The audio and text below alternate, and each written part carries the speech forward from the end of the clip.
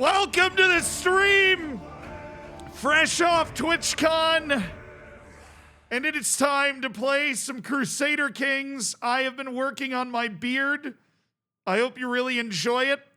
I just feel like it is a perfectly fitting experience to be going through with this absolutely luscious, fabulous, scintillating, and sensational beard. Luke, thank you so much for the 14 months, man.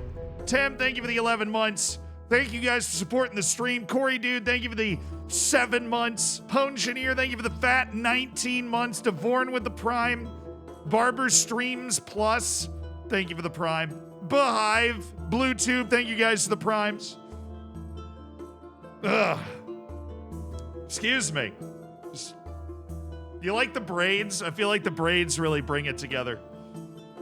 Had a great time at TwitchCon. Absolutely fabulous time. Wrecking it, thank you for the 17 months. Ready to conquer, my liege? My liege? Of course. For today, one of my dreams has come true, chat. For today, one of those moments where you're like, wow, this is super cool. We have been sponsored by Paradox Interactive. The games that I've been playing my entire life, as you guys likely know, Crusader Kings, Hearts of Iron, the people that make those games, they reached out to me and they were like, hey, do you want to try the new DLC where you start as an adventurer? And I was like, bro, do you know that I've been looking forward to that DLC as a fan for like 6 months? But yes, of course, I would love to try the new DLC. And so it came out today, about 4 hours ago. This new DLC in Crusader Kings came out where you can start unlanded, which if you've ever played Crusader Kings, you always start as a landed character of some kind. But now you can start like completely unlanded, which is just amazingly awesome. So we're going to do that today. Outlaw, thank you for the 8 months, brother. Are we going to diggity? Okay. But I did, look. Sorry, I ate my own beard. I did have a lot of fun at TwitchCon, and I feel like tomorrow before the network game, we'll probably get into more stories about that. I did see some of you guys, always a great time. Met a lot of cool streamers and stuff, and went to the San Diego Zoo. So I felt like I was playing Planet Zoo all over again. But yes, you might have also noticed. Huh? Here, hold on. Let me put you guys away for a second. Okay. Huh? Look at what Adler did while I was gone. See, the problem was he could never set the background up because I was literally always in this room. But look at what Adler did while I was gone. Casting couch? Dude, for real. Hold on. Ready? This is about to get weird. Oh, Lord, there's a hand. Okay. This is webcam content you didn't know you needed. It's also decided not to focus. But we've got that. We've got the TV. We're going to host watch-alongs in here in the future. Great shelves. Peepo's back there keeping us company. Peepo, Frogiola, and of course we got them disc plates up there on that wall right there, brother. That's all perfect. Hell yeah, Herb Blurb, thank you for the 28 months. Excited for some more Crusader Kings? I am too, dude. I friggin' love this game. Smithrow, thank you for the 8 months. Bagpuss, thank you for the 44 months. Static, thank you for the year. Bagpuss found Peepo. Huge. Peepo is safe. Peepo is safe. What's going on here? Content. And beards. In that order. Yeah, I've got my, Samurai Panda, Happy Gilmore, Sir Alex Ferguson quote, Christian Pulisic, all up there. You gonna be an actor for Lord of the Rings? Yeah, I'm Gimli's brother. It's gonna be great. Can't wait. One whole year, thanks, Zealand, for being a great streamer. You've also inspired me to start running more and improve my health. Nice, dude! No better way to lose weight, or at any point, than running. That marathon training literally melted me. I evaporated into the air. That's what happened. I totally forgot to turn, chat. I forgot to turn you guys back on. Who am I kidding? I always turn you guys on. With a beard like this, I'm unstoppable. Toys, thank you for the 13 months. I do not know the game, but I'm excited to learn and experience it. Glad there's a stream tonight. What's up, dude? Chat, for somebody that doesn't know Crusader Kings, a game that I have streamed a bunch and have played my entire life, would you like to explain Crusader Kings to that person? How could you, Toys, how could you possibly explain Crusader Kings to that person? Maybe that clip. That clip would probably help. Yes. Okay, so we're gonna start as a create your own adventurer. That's my goal here. I'm gonna do 867, so ancient history here. And then I'm gonna do, let's see, the great adventurers, every dynasty. All right, okay.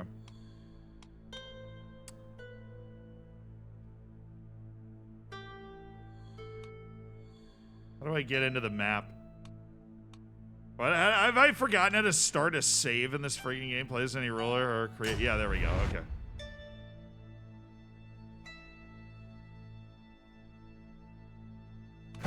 There we go. That's the map. That's the map I needed. Let's go. One of the best incest simulator? Oh, you guys are really selling it. Norberto, thank you for the 38 months. Attempt to get as many testimonials. Testimonials play at the club for 10 years, right? So basically, you just wouldn't get rid of anybody. You just keep every player on the team you possibly could, right? That's how you do that. I do play Civ. Dude, if you play Civ and you don't play Paradox games, you're literally just missing out. If you play Civilizations and you don't play Paradox games, you're just missing out. That's all you're doing. Okay. Where do we want our adventurer to be? I think in order to start, I can create my own adventure. It's kind of over here behind my head. But it's, I'm gonna go up here. Actually, I'll go up here. Seems like the best place for me to launch myself. Okay. Where? Beer. Where we like to play. Tuvalu's not, here. We could be an adventurer that,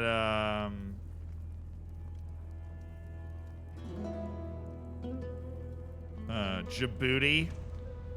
We could be a sub-Saharan African adventurer. We could also, maybe we want to start this in 1066. I don't know. 1066, its stuff's a little more put together and it would probably make more sense as an adventurer. So let's start it in 1066, okay?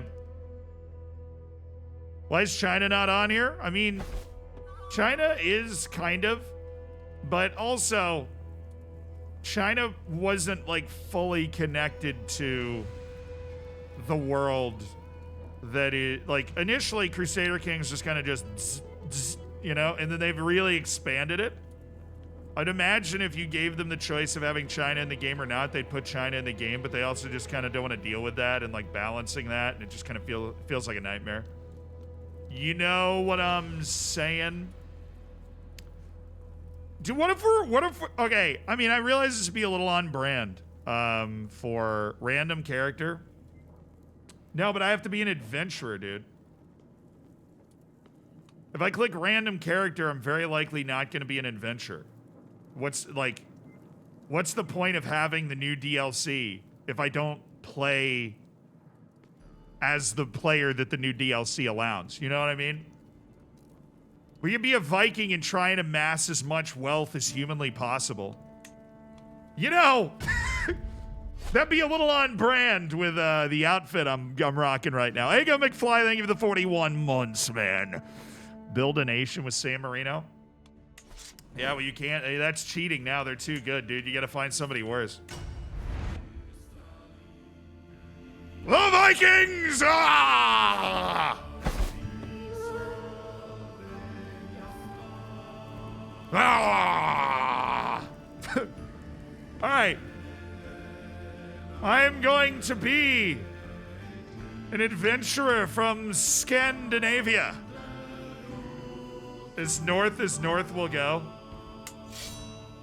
There's Sammy, so I can't raid. I can't be like a Viking from Sammy. What if I became an Icelandic adventurer.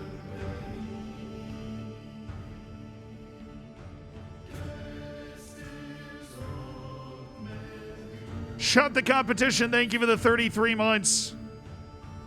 Your reset. Yeah, I went back to 867 because it's easier to be like a Viking if you do it that way. Create your own adventurer.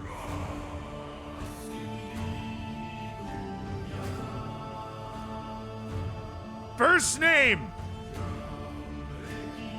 What's a good Viking name?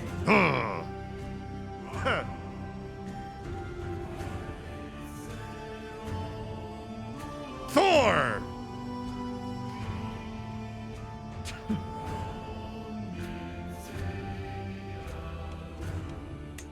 Actually, we can just do random names. Hold on. Hrolfir, Sigurbjorn, Thorfinn, Heston.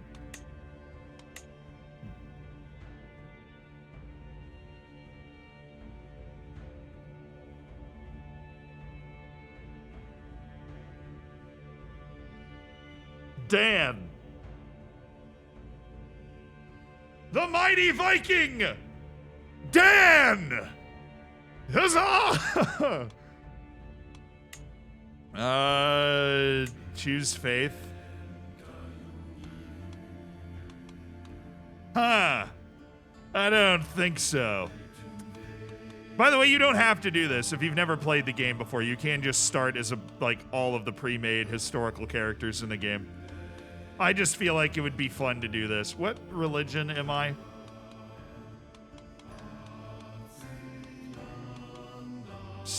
No, I'm not Taru. Norse, there we go. A Misatru. Okay. Dynasty. Customize Dynasty.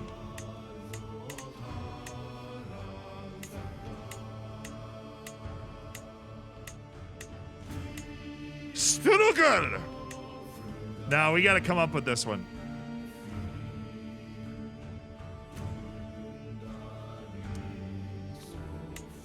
Let's randomize the Dynasty crest a little bit. Maybe that'll provide inspiration for the dynasty that will ring out through the ages.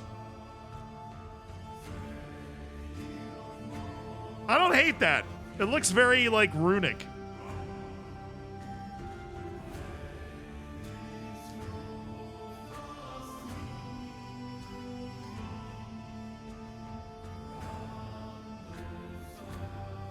Yeah, this is the last name, the dynasty name that's passed down. Thoughts on FM rumors?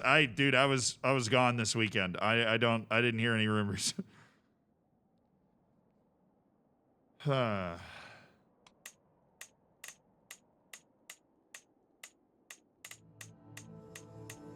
I just clicked too fast.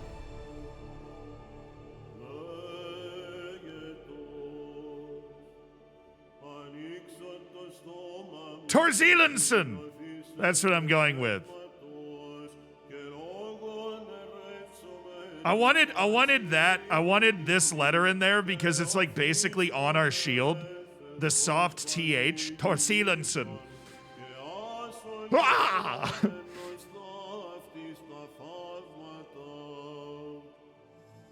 Why not Dan? Could be Dan. What's the motto? All right, chat, this is all you. What's the best motto? What's the best motto you guys can come up with?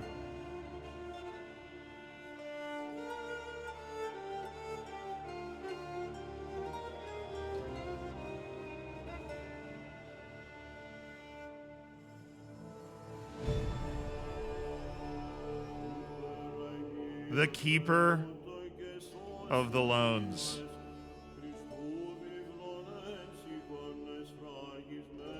Holder of the loans holds the power. That's it. The holder of the loans holds the power. All right, we're on the emblems. They have a Tor emblem, abstract, animals, circle, spiral. Okay.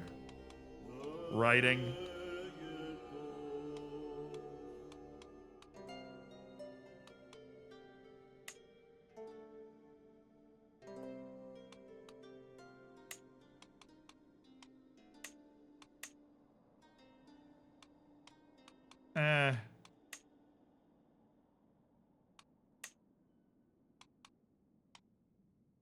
Torzilansons.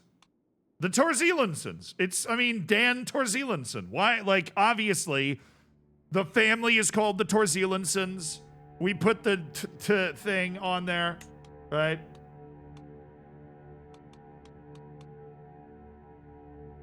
It's the Torzilansons.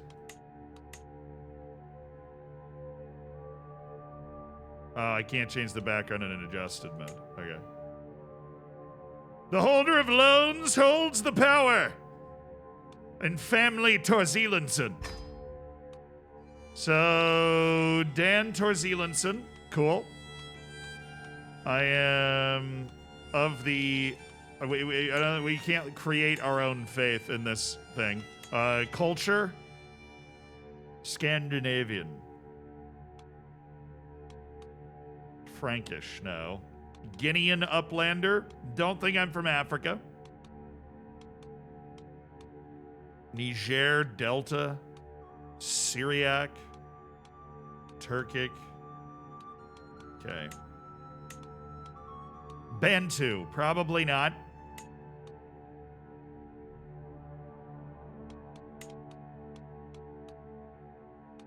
Bro, I don't even know. What is the culture in Iceland in this game? I've totally forgotten. Hellenic, Horn African, Hunnic.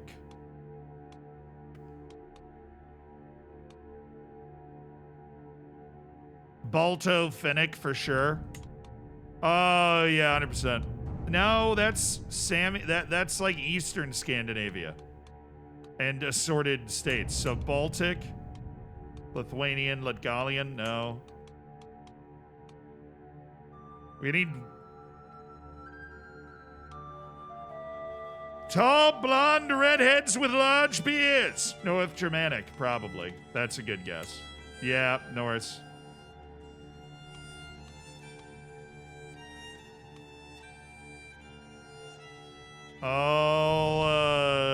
I'm gonna do Norwegian. That's the holy God, that just gave me the... What is that face shape that I am now? Okay, let's work on the appearance. Northern. Or North Indian. No, just Northern. Okay. Customize further. All I need is this beard. Oh, I have a lot of beard options. I have short, well, okay.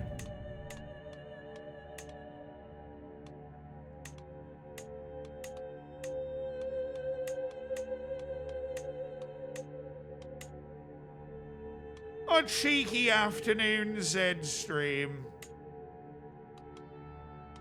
I think we'll go with the Huscarl braids.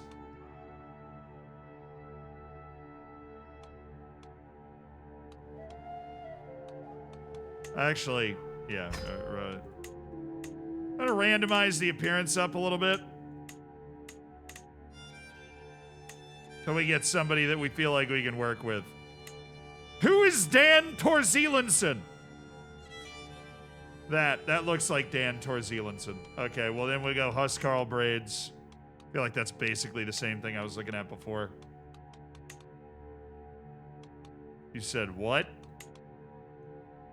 Ponytail, short sides.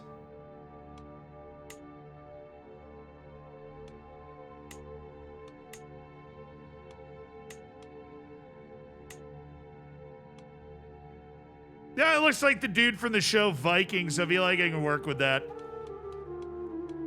How do I change the... Oh, there's the hair color.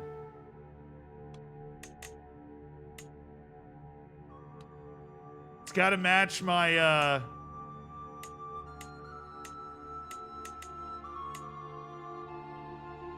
It's got to match my beard right here.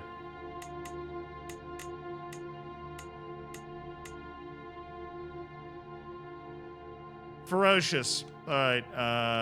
Eyes.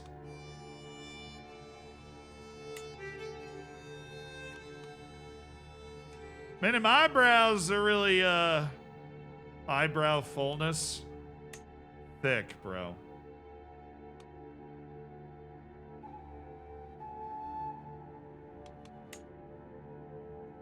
All right. Cool. That's our guy. Dan Torzelandson. Now we have to add the personality traits. This is where it gets a little complicated. But basically, I have 133 customization points. Okay. Max customization points I hit at 24. So we'll just do, I'm 24 years old. Maybe not. Okay. Maybe also not dying of starvation. We'll do that. All right. Personality.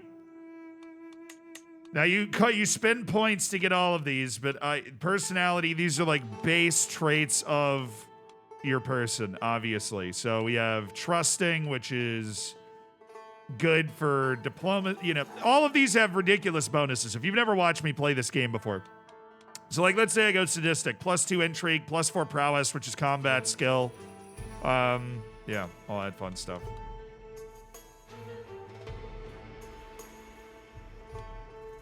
Brave definitely needs to be brave. Yeah, but that's a 40.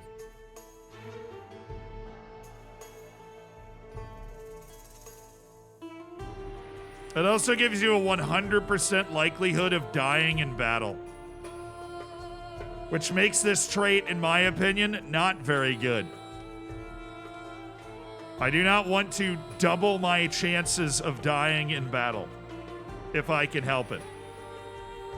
Ambitious, but that also increases your stress gain.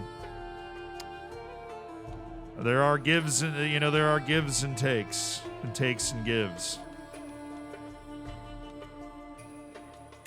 There's other traits. These are the things you can like kind of learn and pick up throughout your life. Oh, immortal. Plus 10,000. Nice.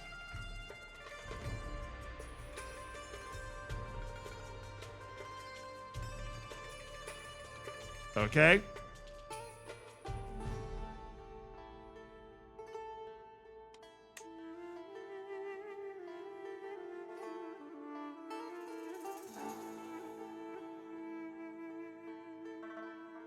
Ah, raider. I must be a raider. A plunderer of foreign settlements. Veteran adventurer. That's not bad. Half-minute arms maintenance. General opinion. I could be a populous leader or a peasant leader. Populous leaders plus 150? That's crazy. That's crazy, man.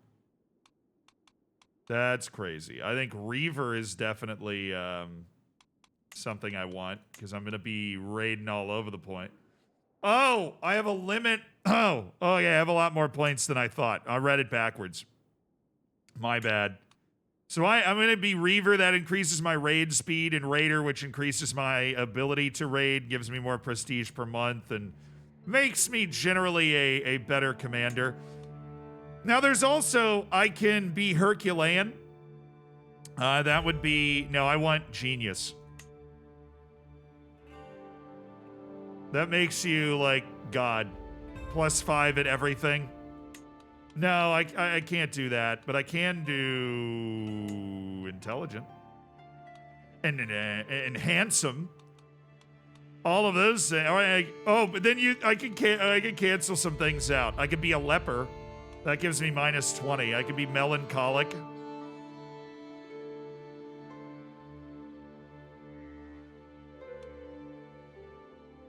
I could be possessed. I feel like that's solid, honestly.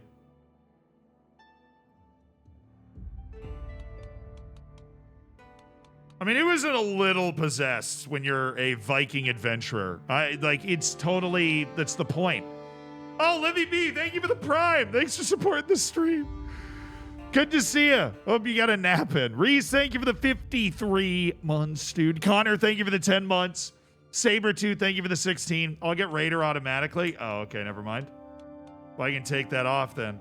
Reaver and we go intelligent. Education. Oh, yeah. Gotta level that up a little bit. You gotta be a brilliant strategist. Because that's gonna make me a big-time Timmy Jim baller of a marshal right there. So I've got Reaver and Brilliant Strategist. Personality, diligent. It's not bad. Stress loss is minus 50%. Well, can't all be winners, can we? Greedy, gluttonous, chaste, lustful, patient, impatient, arrogant. Probably arrogant. I am probably arrogant. We tacked an ambitious personality on there. Ambitious and maybe eccentric? Trusting.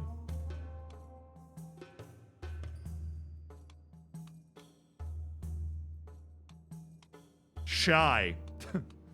Mom, I'm scared. The 400-point limit only really matters if you're going for achievements. I'm always going for achievements, man. The point of having that in the game is so that you can't make your character, like, you know, too over-the-top good, so. We'll start it skilled tactician. That'll save us some points. And then we'll add a few more traits. Not administrator. Torturer. I mean, that, you know, look. Okay, look. All right, look. It's a little fun. I am going to up my prowess to, like, good. Be a good, competent fighter. Feels like the right move. So these cost 4. Oh, it goes up as you go up. Okay. So I'm going to go up to good and then go up to average. And then once you get to... okay, I'm going to go up to average for all these.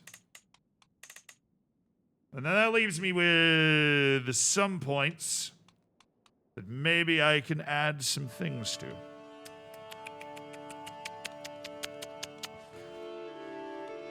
I can be a drunk. Contrite. No. Improvident. I don't want to reduce my monthly income. Comfort eater.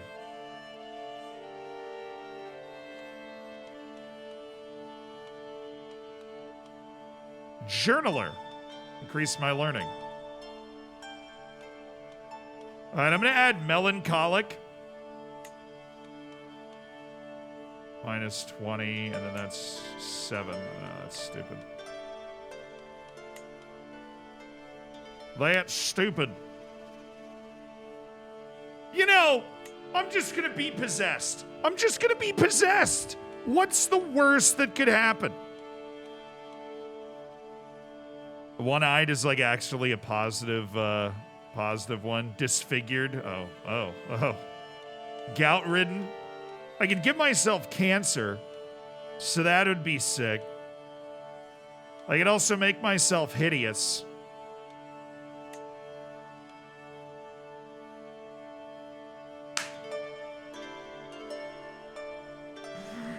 Hey, yo! If I'm beautiful, they literally just clear my skin up. Nice. I could be slow, just like a little stupid. And make yourself an imbecile if you want. No, I feel like I should be robust. No, I'm gonna be hale. Gives you prowess, strength boost, general baller behavior, a lisp, stutter,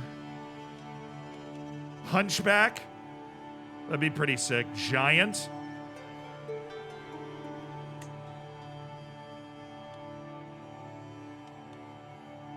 Oh, yeah. What do I have? Like 32 points left? I could be a cannibal. Hey, Boxing Bat, thank you for the 32 months.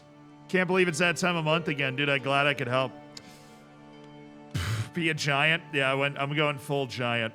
Fornicator. Okay, that's a -5 that doesn't really matter. And follower? No, I'm a leader, bro. I could be a witch. This character dabbles in subjects that many would consider occult. Okay. I feel like we're close. I feel like I'm right on it. I do want to have Organizer, which increases army movement speed, which is pretty freaking electric. And then there's siege speed, but where I'm not sieging things, I'm raiding things. That's what I do. Gallows bait? What is that? Not every crime concerns the great and the good. This character is making a name for themselves as a petty criminal. Ha! Nice. Maybe Organizer, and then... That makes me a pretty damn good commander. I'm a Reaver and an Organizer. We move at speed. We raid at great speed. All of that is pretty sweet.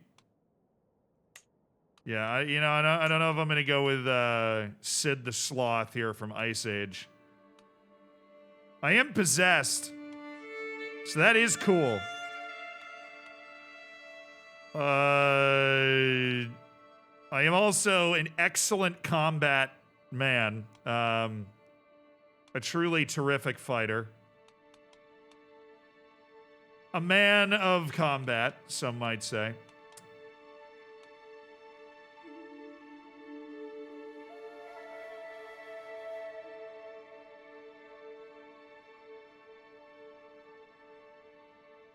I can give myself a few more points here. Oh, it reset the damn... Oh, that's stupid.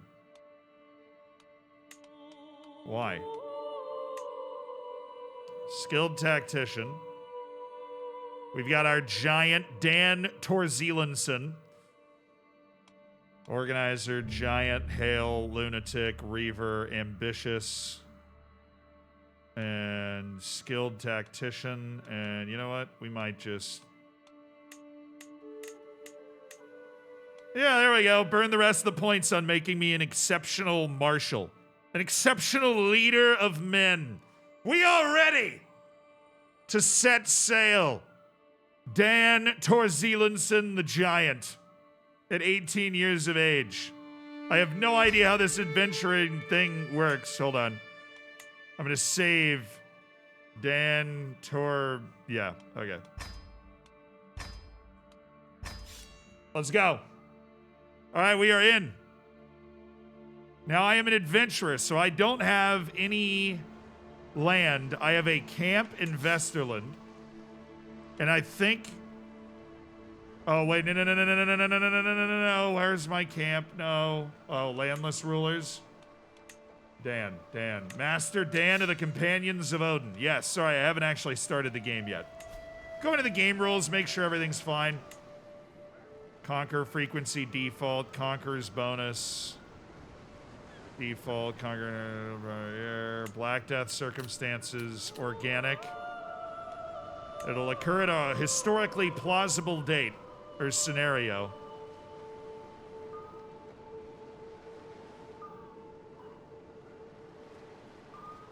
Name of the Byzantium? Okay. Well, I had no idea there were so many options. I just like to randomize the historical dates that different invasions happen.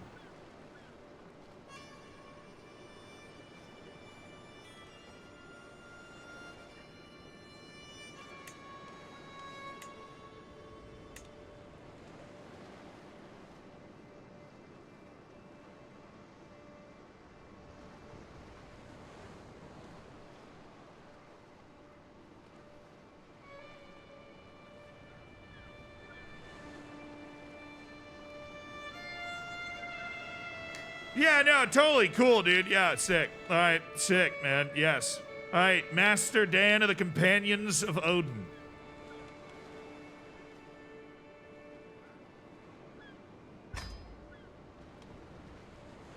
The Torzelenson save.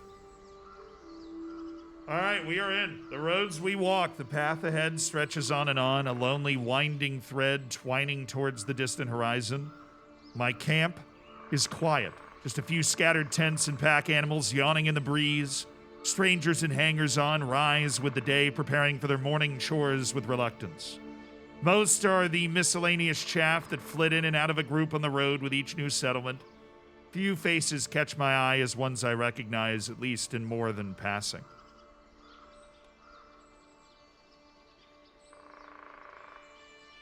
Fortunately, I have 3 options, basically. Fortunately, those I do are eloquent conversationalists. Gives you 2 skilled diplomatic followers. This will be an army someday. You start out with 2 followers skilled in Marshall and Heston and Torstein. Or you start with 2 followers skilled in prowess. Let's do the prowess one. We'll get 2 brawlers, Orvar and Sunni. Always was my favorite Muslim denomination anyways, obviously. All right, your camp. So here is the first time I'm ever looking at the camp screen. We are not the companions of Odin, though. We are going to be the defender. The defenders of loans. Adjective. The loanees. Obviously. I mean, duh.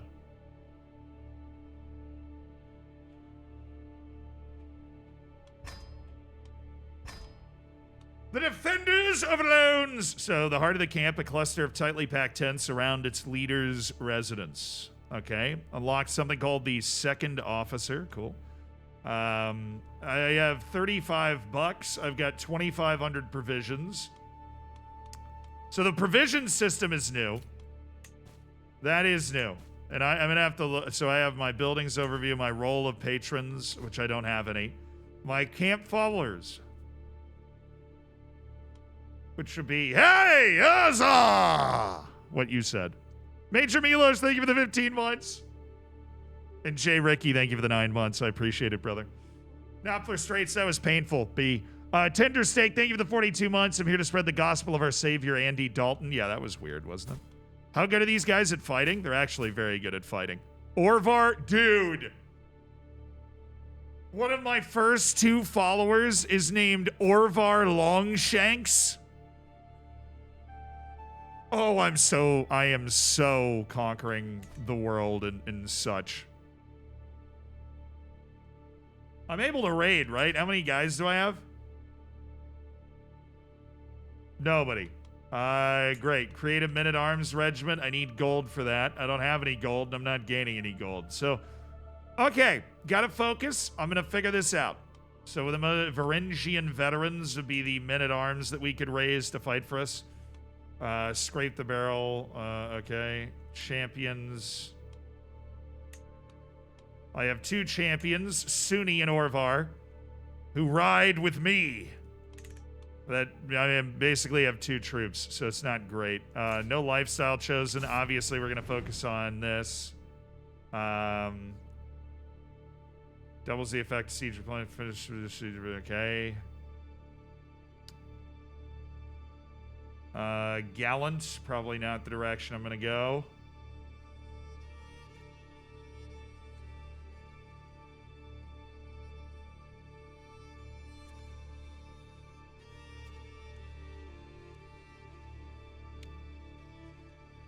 Supply capacity, 200%. That's probably the direction I want to go in.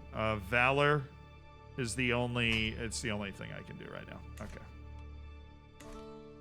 Available camp purpose. Got it. Let me go look at that screen. I don't think I can do anything here, although I do have empty slots for like things I can construct. I don't really have a lot of gold right now, so we're going to try and figure out how that works first. Supply tent, barber tent, baggage train, mess tent. Roaring campfire. Can we do? It cost me 60. It must be a big ass campfire pit. You know what I'm saying? Timon, thank you for the 23 months. Oh, the second one's insane. I know that's kind of like what we're looking for, though. Okay, so that's the camp screen. Can't really do anything in. We are wanderers. So camp purpose is set up in the tribe of Reykjavik. You gather provisions, visit local tribal holding, or move your camp. All right, maybe we should move our camp. What do you think? Maybe we go down to Scotland. We sail. All right. Camp's level 1. That's how I open that screen. Got it, got it. I am super turbo not married. Become swords for hire. I can't really do that. Become freebooters. What's that? Find more criminal contracts of all kinds. Finds more prowess and intrigue contracts. I don't really know that I can be a sword for hire because I have 2 men. Become explorers. Find more diplomacy and intrigue contracts. Find slightly more martial contracts. So we could try to become explorers and chart the world, or maybe, just maybe, we become criminals.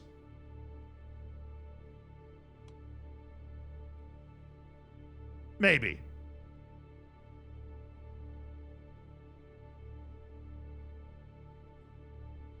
Yeah, that happens, Loki. Thank you for the 28 months. That happens a lot. Landless, thank you for the 29 months, dude.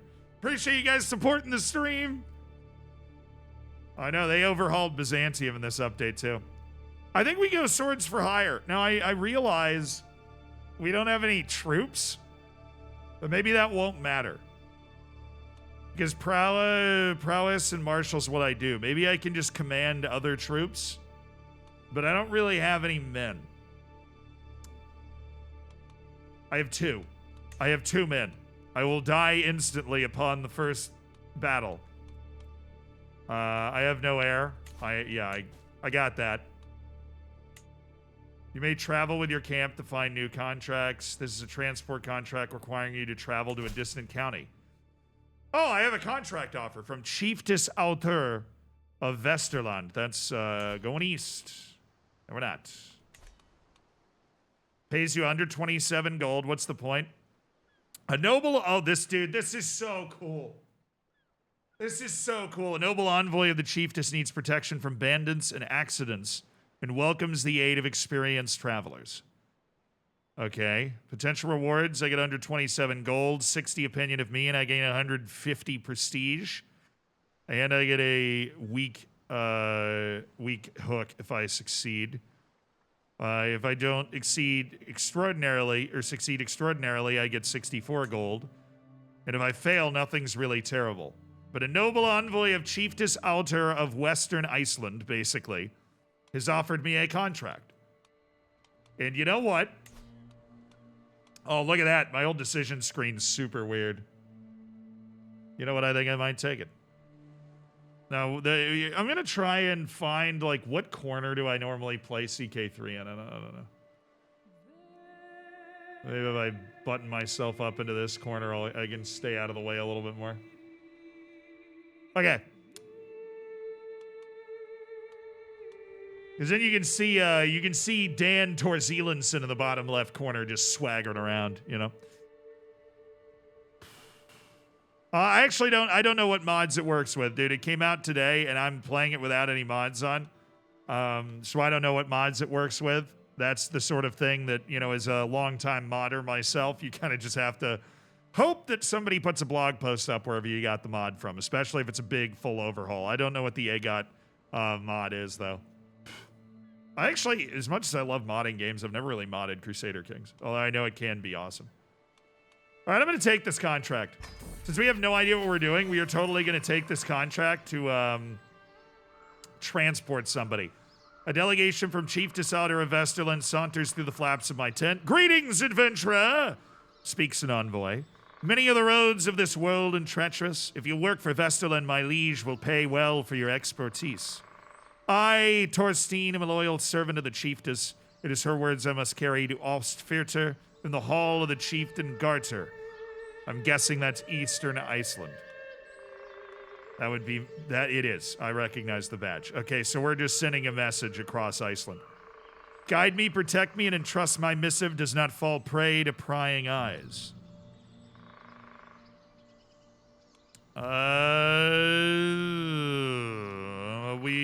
Thorstein shall travel safely and swiftly. Yeah, let's do it. Okay, Caravan Master. We're gonna make Orvar Longshanks our Caravan Master. And travel scout for talent. Ooh. I can recruit wanderers for gold if you have open positions for officers. I probably do. There are 3 medium bouts of danger. They all come from... It's the taiga. So I got what, 35 gold? Let's make sure he gets there fine. Purchase, oh dude, I can purchase a wilderness kit. That reduces the impact of the danger from the taiga. Even though there's still a little danger there. And this is mountains, so we need... I am going to scout for talent. They're the only things I can do. Yeah. Pathfinder's gear. Oh, that reduces mountain danger. But I do need talent. I have no talent. I have no talent in my entire camp. If they die, they die in the mountains. Oh, did I just...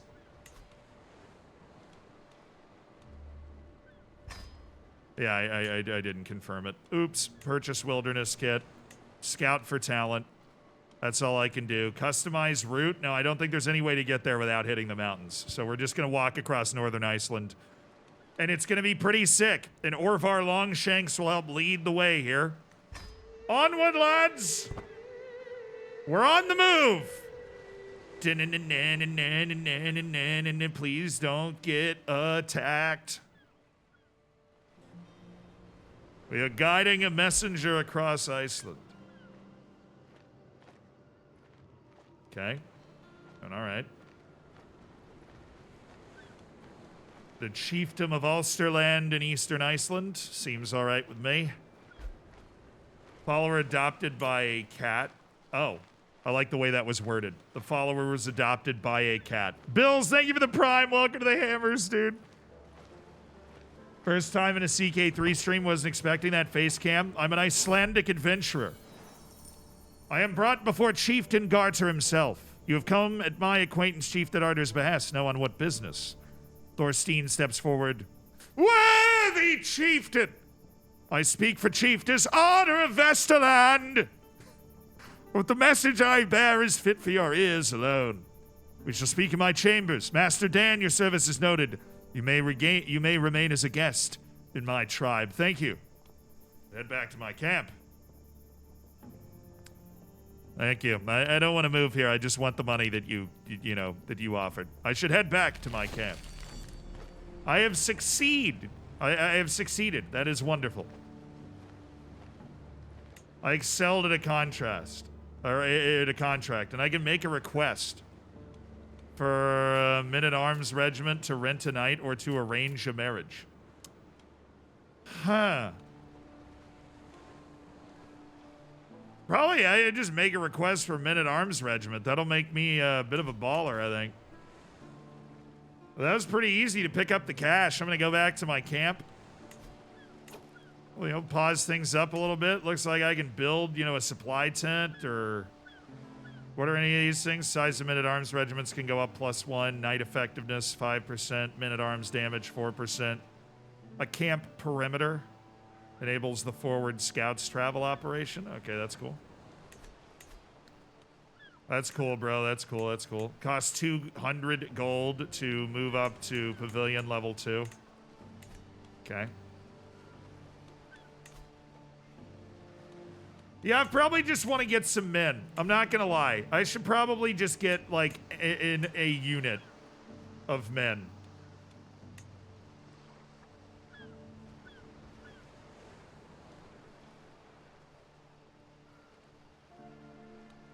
Varangian veterans? I mean, it'd be very hard to upgrade Varangian veterans. Light cavalry is really probably the worst thing I could possibly get. But...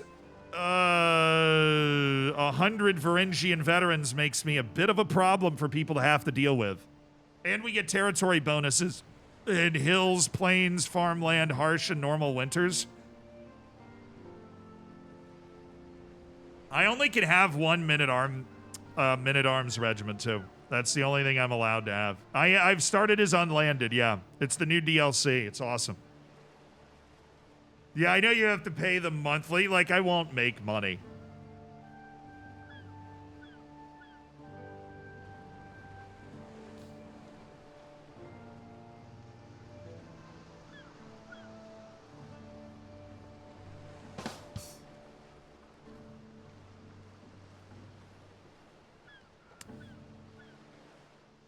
So you only pay them when traveling? Oh, I see that.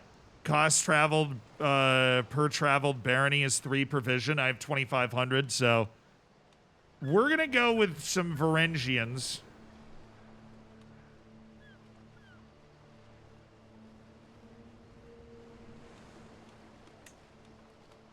And just let them exist. We'll see what happens, but we're gonna go for the gold here. Refill men-at-arms. Is it gonna fill up to 100 naturally, or do I have to? Oh no.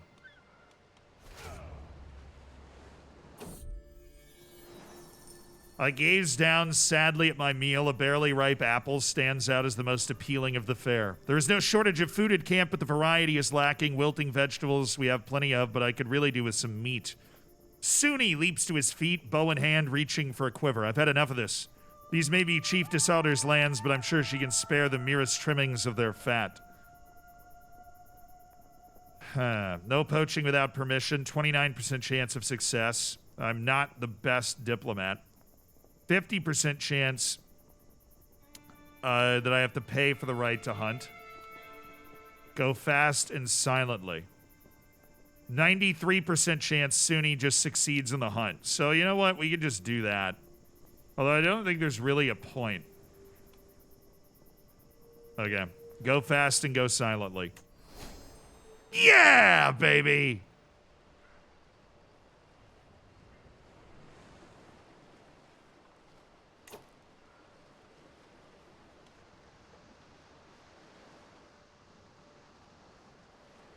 Like, I can use provisions to fill my men-at-arms, which is really stupid because I'm going to do that right after I just hunted for provisions.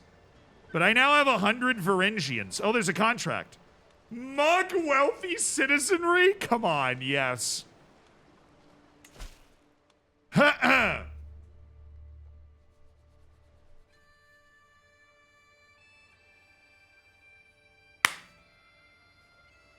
So, we do a little crime. Be warned that we are experiencing a plague of petty theft. Take a firm club with you when you walk the streets and stay indoors after dark. The chiefess will deal with these reprobates.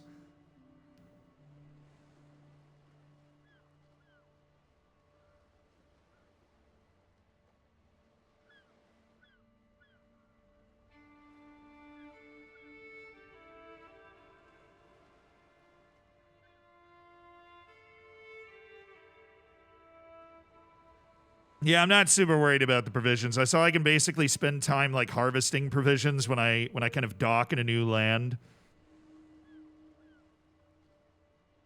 But yeah, no, I did that in the wrong order. It was poor strategy. I didn't choose a life focus.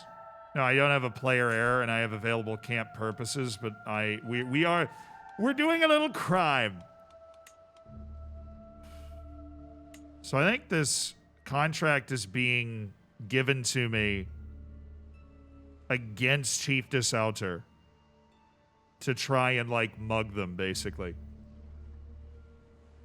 Oh wait, hold on. I can also upgrade this 2 more times, right? No, it's not available until the 7th of December to get 100 more Varangian guards. Right, sorry. You know, yeah, we do a little crime. Who is this? The notices that Chief Alder had hung hold truer than expected. Reykjavik seems to be experiencing a barrage of petty crime. Even just making our way into the city, we're able to count a dozen pickpocketings and 1 outright mugging. Far too much work for the beleaguered householders of the chiefess to deal with. An absolutely perfect environment for enterprising wanderers like ourselves to make a little coin.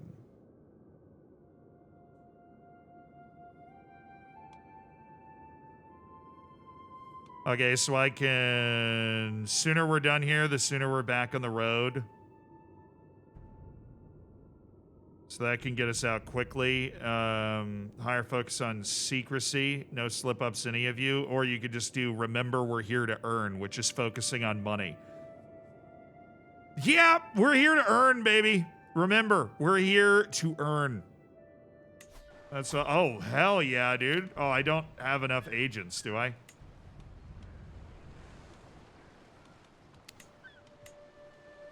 Okay, so there's 5 different types of, like, agents here. We have the thug, cosh him in the skull and get the barrel ready. This will definitely be fast, but it doesn't have to be loud.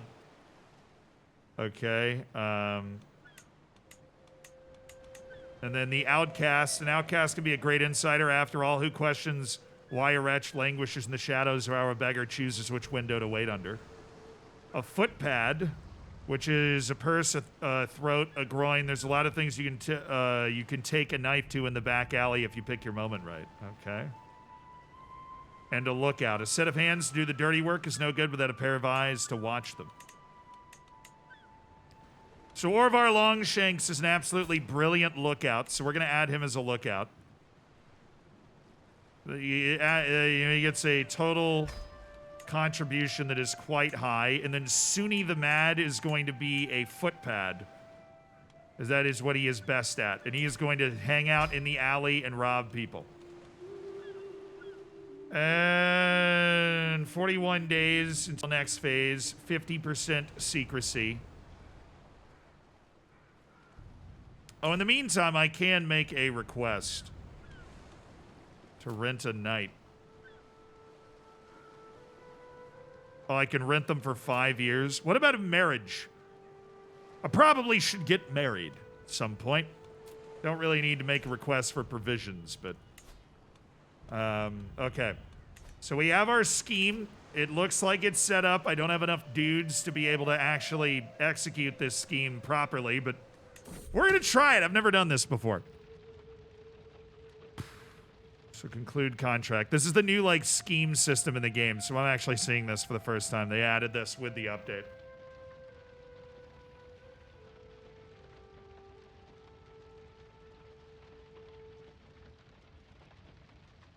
Yeah, you are able to gain landed titles. Right now, we're just trying to make enough money that we can build up a bit of an army so we can do a little raiding. You know. And to do that, we are just going to start robbing people in Reykjavik.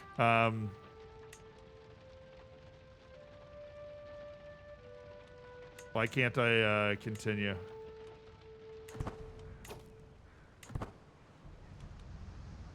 All right, 32 days until the next phase of the scheme. Reykjavik's a little overrun with crime. We are trying to take advantage of it and rob people. Oh, there's also stuff on the top here. What's this?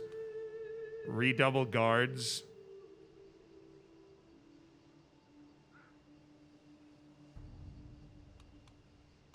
Countermeasure focus. No countermeasure focus. No, I don't need a countermeasure focus. We're just focused on robbing people. That's really what we're here to do.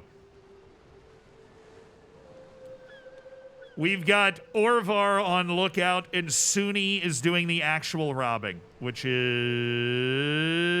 nice. Okay. We progressed the scheme 22%. 20 days.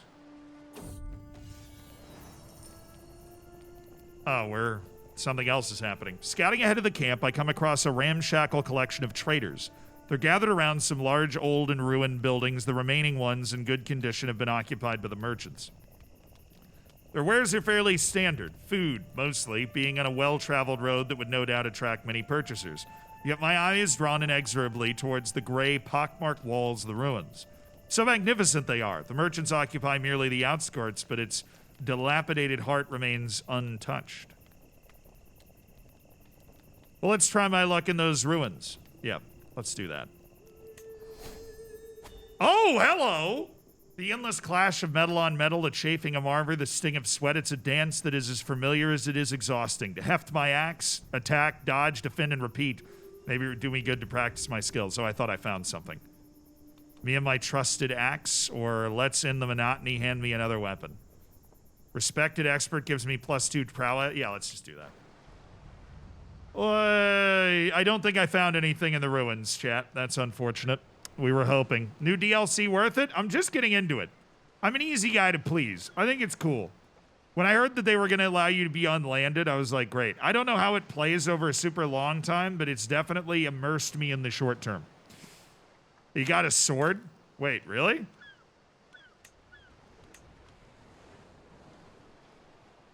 Oh, shoot. All right. The Torsilensen sword. How did you guys... Where did you see that pop up? Okay, we are... Secrecy is going down, so execute scheme. I only have 2 advantage.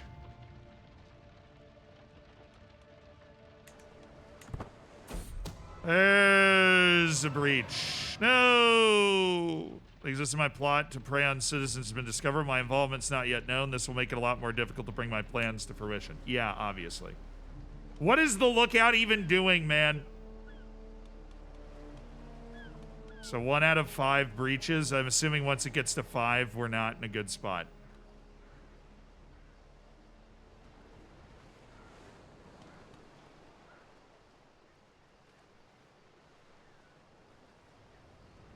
Okay, just 1 more and I'm gonna send it. We're probably, I would assume we're gonna fail at this. I don't know, but in the meantime, oh, I need gold to upgrade the size of my Varangians. Got it. Understood, brother.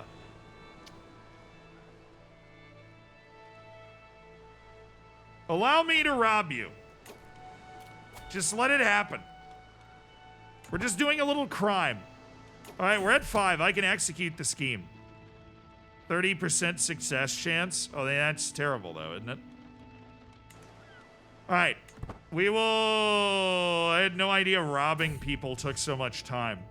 Back alley robbery, Bragi. Oh, mixed pickings have plagued our day's work, with ample persons taken, but few of them particularly fat. Although from the looks of this man, that might be about to change. I recognize him as Bragi, a local magnate of some wealth and perfectly suitable quarry, if perhaps not the richest on offer. The shadows shift gently, hooded figures under my command, readying themselves to surge forward. Knives out, let's do this quiet but clear. I rob Bragi. I gain gallows bait.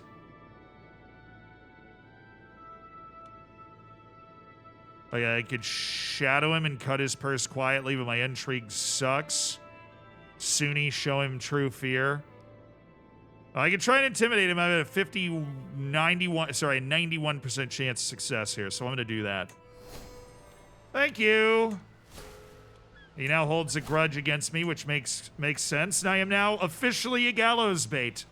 I am a criminal. Awkward. We're just doing a little crime, man. After a largely fruitless day with nary as much as a wealthy peasant coming past our picking grounds, we finally catch a bit of luck with a man of clear means. I recognize him as Eriker, a magnate of small wealth and perfectly suitable quarry. Small wealth, it's not as great. I can intimidate him as well, and he'd give me 50 gold. The other options are not great, so let's just take his gold. Thank you. Just robbing wealthy people in Reykjavik. This is super easy.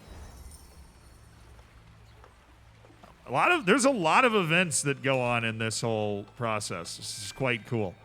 I stroll through the market of this strange land. Vendors beckon in an alien tongue, and I am lost in a sea of foreign scents. But strangely, this all feels like home. Where else could I have the pleasure of smelling fresh lavender or watching the sunset of the remains of old Rome or listen to the jubilant chorus of a church choir or wintering warmth? Nowhere but Europe. A man walks through Vesterland, but is he still Dan? Can a man be both Norwegian and Norse? Wait, I could adopt the Norse culture.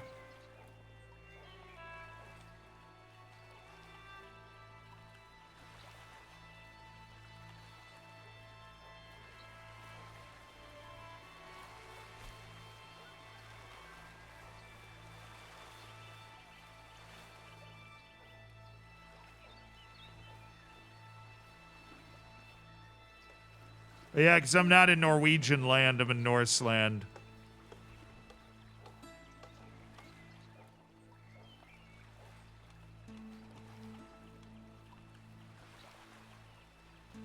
Alright, fine.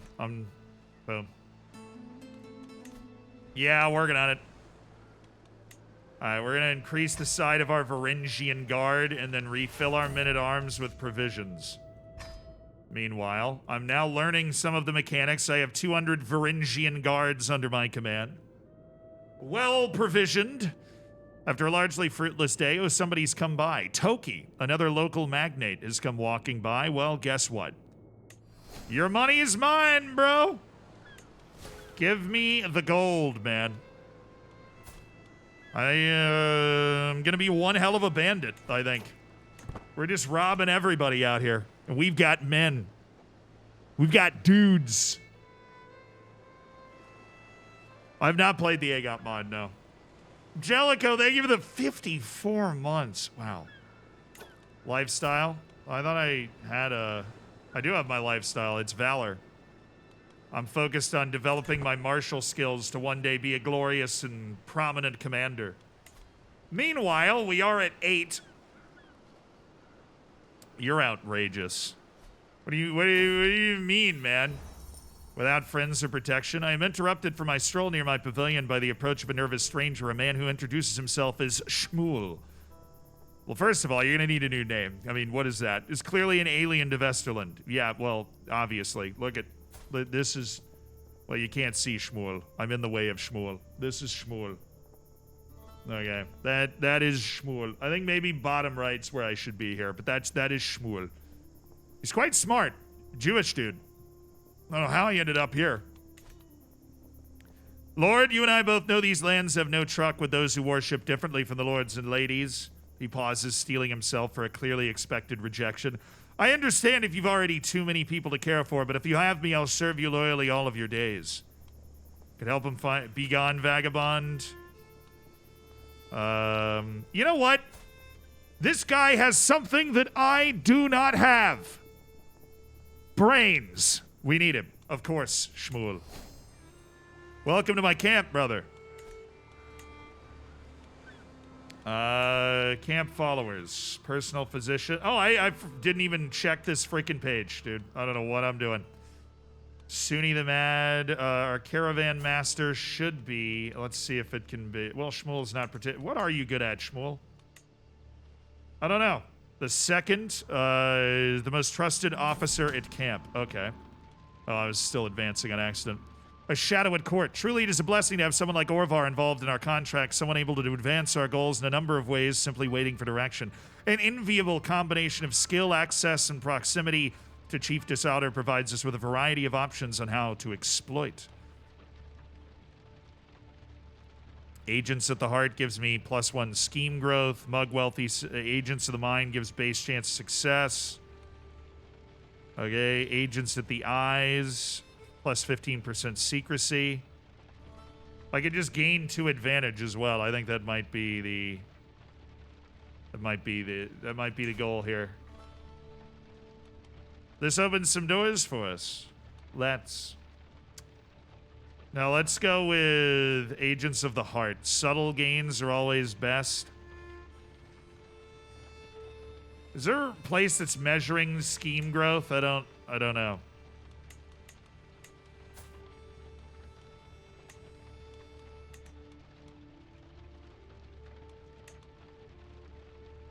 I'm going to add Shmuel to the task as an outcast who's hiding out on the side and will be able to rob people, which is nice. I'm sure that's what he was planning on doing when he signed up to be a part of me.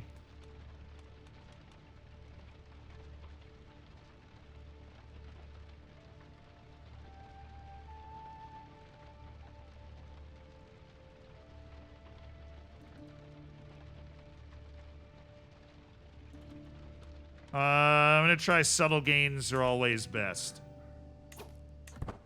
And please go up to 11. That's what it... No, it didn't go up to 11. Dang it. Went up to 10. 52% chance of success. Now let's get it all the way up to 15. All right, I do need to figure out how I want to use these camp guys, though. So we have the second in command, the Stooge. The involuntary focus of the camp's irritation and cruel humor. Well, that's mean. Also fair. Starving soldiers. A figure stumbles into the camp, dirty and tired, clearly in need of a square meal. His name is Asbjorn, he says. There are more like me, he gestures off into the distance. All of us left to rot after a petty conflict ended. Our sword arms work as well as ever, but our lot is to wander and starve. We're the only ones left who won't rob the vulnerable for food and valuables. I'd rather die.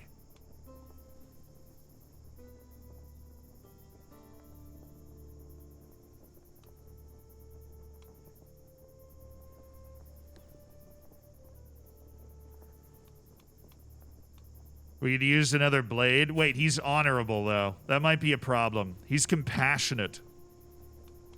That is a problem. That is annoying. That's a bit of an issue when we do a little robbing. I could just rob him. That is possible. He would just give me 15 gold. Just be like, yeah, you're an idiot. Because I am a gallows bait, I can just rob him and send him on his way. We don't need to gain soldiers for our men-at-arms.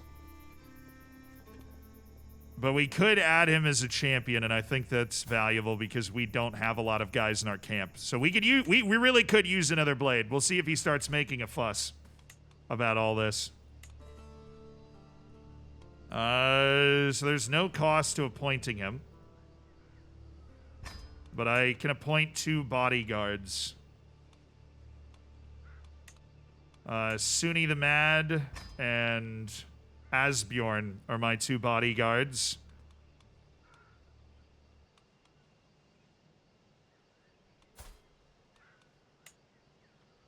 Shmuel's gonna be my caravan master. Well, Orvar, you're gonna be my second in command. Shut up. You're my second in command, Orvar. What do you mean? You're not mad, you're happy. Also, I need a thug. Apparently Asbjorn is a terrible thug, but we'll appoint him as such. What's the point? I don't know, man. Kind of working on that part right now. Orvar's stopped bathing, stopped even making an attempt to clean himself, and even a fact I'm brutally confronted with when several of my followers beg me to deal with it. I know that you're thinking, Master, but it's not laziness. I spend my days walking, running, or riding, all for the camp's good. Thus, it's only natural for me to give off a little bit of a musk, given everything I do around here. Is it truly so wrong to abandon the pretensions of it all?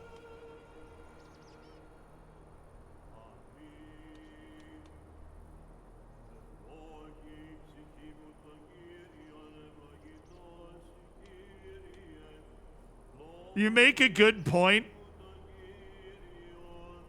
I gain also stinking. No, I don't think I want to do that.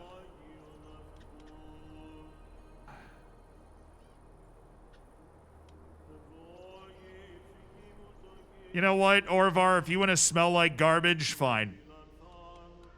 Ain't my problem. That's what Orvar smells like. He stinks. It's okay. 4 months, as many months it took to grow that beard. Oh.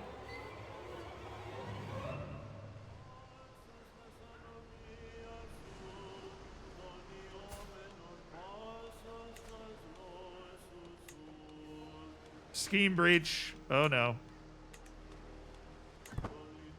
Alright, guys, we just kind of need to close this out. Let's get to 15, and then once we get to 15, I'll execute the scheme, and I feel like we'll be great. We're just robbing everybody. My success chance just went down, dang it. Oh, I can rob Eagle, a local magnet. Thanks, man. Appreciate all these guys making really generous donations to the cause, you know? I was almost able, I'm literally 2 gold away from being able to upgrade my Varangian guards one more time, and then I will have a truly significant force under my command that we could probably go start raiding stuff if we wanted to.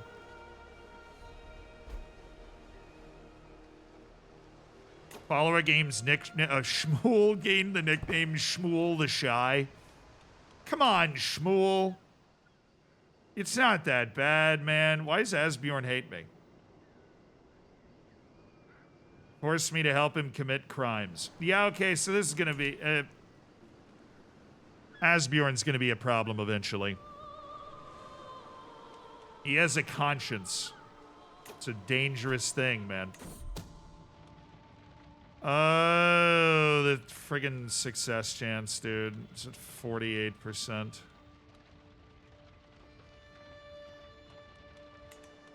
This Shmuel got kicked off the damn thing. We've been here like a year trying to rob this lady.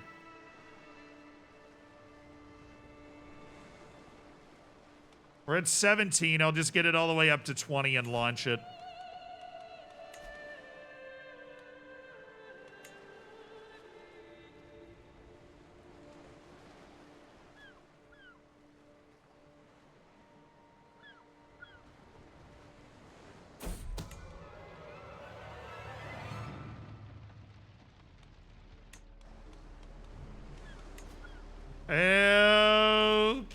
Okay, we're getting breached all over the place. Not good. I need 2 more rounds and then we're through. Why is there 2 webcams on the screen of you? Very, very funny. Very funny. I got a new lifestyle perk. All right.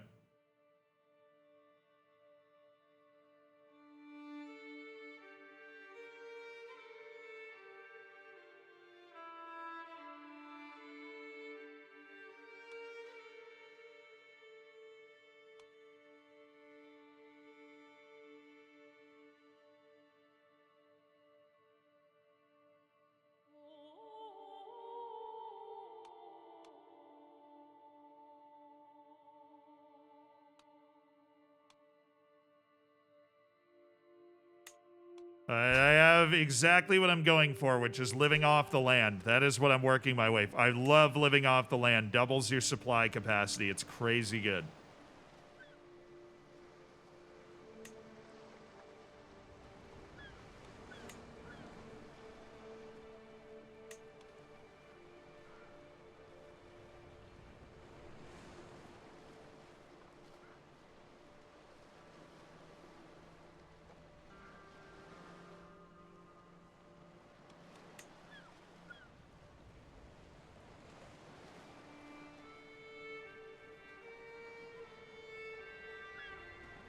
Proving grounds. I'm just reading up on the different things I can do here. Different things I can build. All right, I'm at 19. It should hit 20, and then we just start robbing everybody. We unleash a reign of terror or something. I don't really know what's going to happen.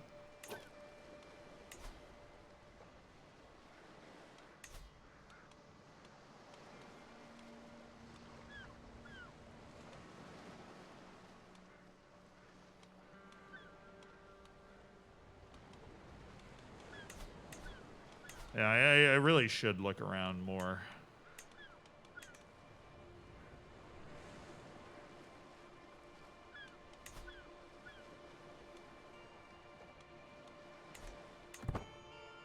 Okay, 3, 2, oh, something. As we trudge down the road, a building hoves into view. The battered sign outside reads, "The Stinking Hound Inn." Cool.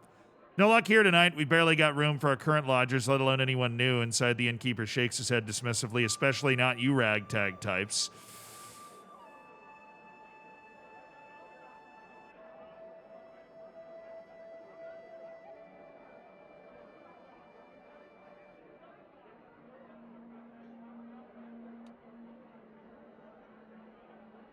I'm afraid I absolutely require lodging, my good man. 5% chance that I kill him on accident. Your int is taken with a discount on top. Oh, thank you. Appreciate that. The Norse and Gaelic peoples have hybridized the culture. Good for them. I am now ill. Send for a physician. I have a cold, damn it. I'm also trying to execute this frigging scheme, which now has a 46% chance of success. So that's gonna fail, and it did fail. Great. We just spent 2 years robbing people. I mean, it did make us a lot of money, but still.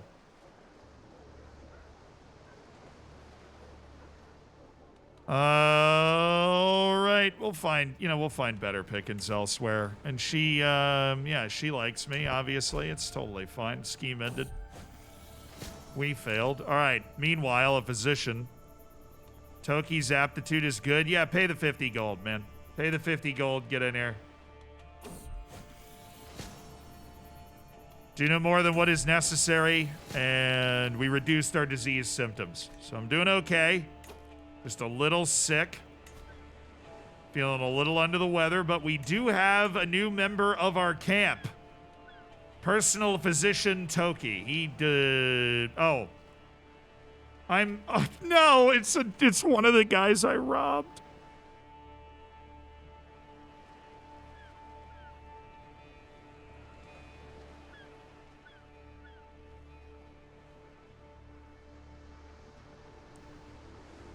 Who knew committing crimes had consequences.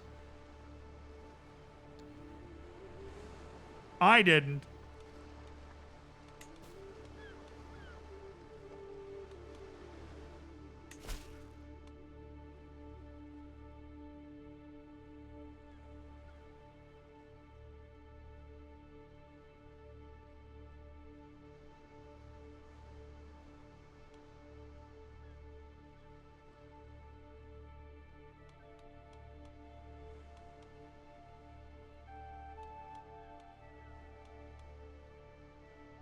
We could just keep committing crimes. There is a lot of money in crime. I should scout my team members properly. Yeah, you're probably right, but also I didn't. So, Chief Disorder warned us against hustle, look, fine. Look, will I be a great conqueror? Yes. Yes, I will. Will I do it eventually after I start robbing animals? Yeah.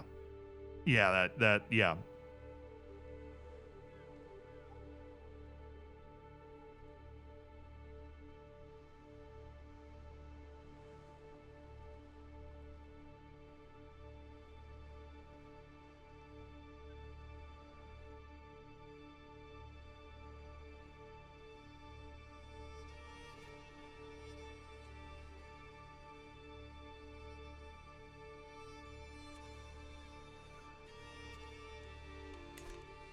Let's rustle some cattle.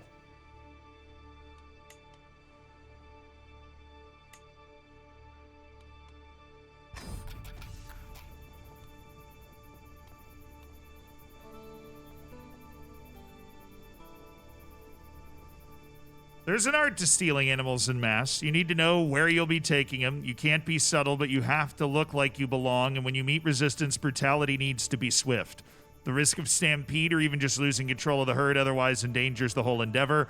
And when things go wrong, the profit sinks faster than a storm-tossed ship. Let's hope Chief Disorder isn't guarding her livestock well. We move as one. I could travel with my domicile. This is slower and requires you to spend provisions as you go, but you won't have to make a return trip. Okay.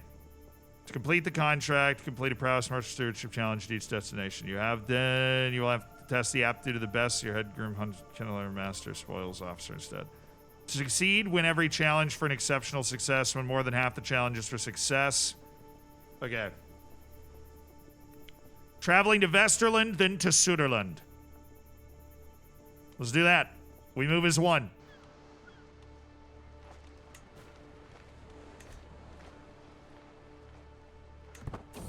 All right.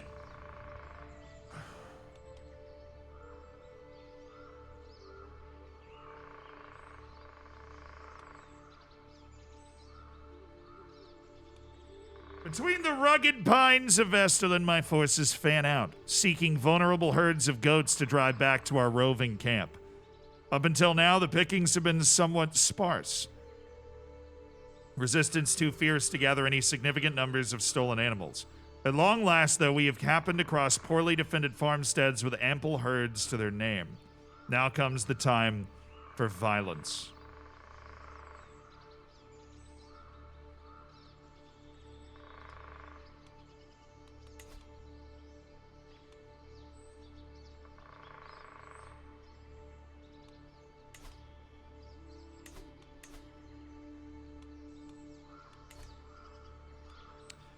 Well, I'm thinking we just cut down any fools who oppose us. And that gives Chief Disorder the right to imprison us.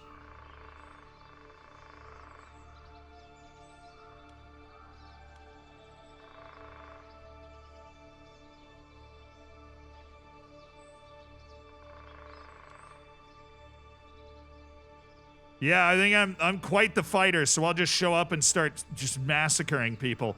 I mean, look.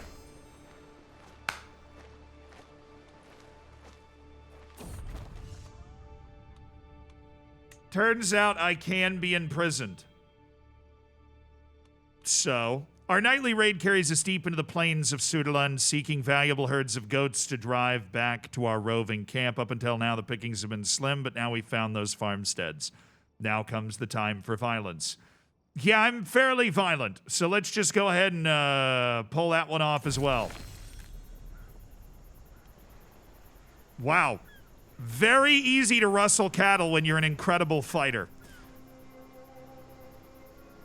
Despite the best attempts of Chief Dishonor's many lackeys, the defenders of loans have claimed a veritable horde of beasts from her ignominious clutches. Perhaps they are not naturally ours, but what does it matter? With sword and axe, we have taken what we will, and any who would oppose us lie dead in their pastures. May their bodies provide good sport for the crows. Yeah, my boy's got some bars.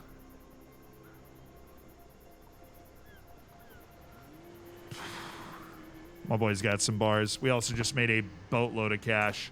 Our camp is now moved down here. We are totally going to move camp. I am going to move to Osterland. Okay. Mountains and mountains. So let's just let's scout for talent and purchase a pathfinding, little pathfinding gear. Can't really scout for talent, can I? Mercenary guards would reduce the need to fight, and I am rich, so we'll just go ahead and do that.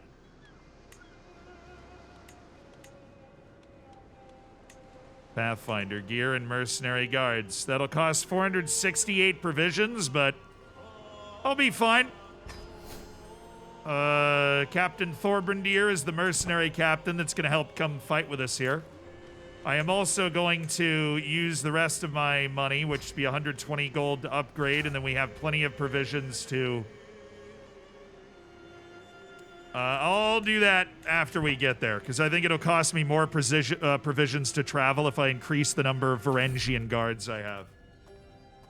So we continue through Closter. My eye catches an elaborately decorated tomb amidst a network of common graves. The tomb appears to be cracked open, and just within the mouth I see the glimmer of unknown treasure. None but my party appear to be around, and surely whoever once owned the contents of this tomb would not cast judgment on me for taking what would otherwise go unused. I either get 50 gold... Well, she already wants to imprison me. That's why I'm leaving, so we're totally taking the gold. Oh, they didn't find me. Oh, and now wait, a quarrelsome lot? What's going on? As we trek through Closter, again, something else is happening. Our caravan stopped at a clearing bordered by leafy bushes. I proceed towards the commotion only to find Suni and Thorbrandir having an irate row. Oh, great. I mean, to be fair to Thorbrandir, who's the guy we hired to help get us there, Suni is insane. Like, literally insane. So am I. That hasn't really come up in anything yet, but I am possessed. I'll have no more of your idiocy, you cold-hearted swine. Suni stamps his foot. Okay. You're the one who has whined on his entire journey, squealing, "Are we there yet?" at every crossroads. Surely, guys, we can make amends. Oh, 46% chance that Suni leaves? And that both of them leaves? Huh. No, I don't. I do not want them to leave, so I'm just going to say I have no time for this. Shut up and keep walking. That's what I'm going to say. Shut up and keep walking. Also, okay, we'll do all this once we get to the other side of Iceland where I am no longer an outlaw. That would be positive. Oh, there's an escort emissary job. I mean, that's like free money, so... Now, what's going on with my cook? I don't think we're being unreasonable. Snarks the cook, who presumably drew the short straw in coming to speak to me, waving an arm dismissively at the surrounding terrain. All this mountain game around, and we can't even take the time to stock up on some of the little luxuries that make our food bearable. I sigh, weary of the conversation already. I wonder which of us will break first. Our provisions are perhaps a bit below where I'd like them to be, but there's little cause for alarm. We can probably find something. Restocking would be a good idea anyways, I suppose. I pay some gold and we restock. It's not in the budget. That'll reduce our provision use for 10 years. So let's do that. Be happy with what you've got, dude. We're traveling across southern Iceland in November. All right, we have food. Shush. We rustled all that cattle, dude. Okay, we've moved camp. Now let's get this men-at-arms regiment refilled with provisions. And they'll just start building things that allow us to get another men-at-arms regiment.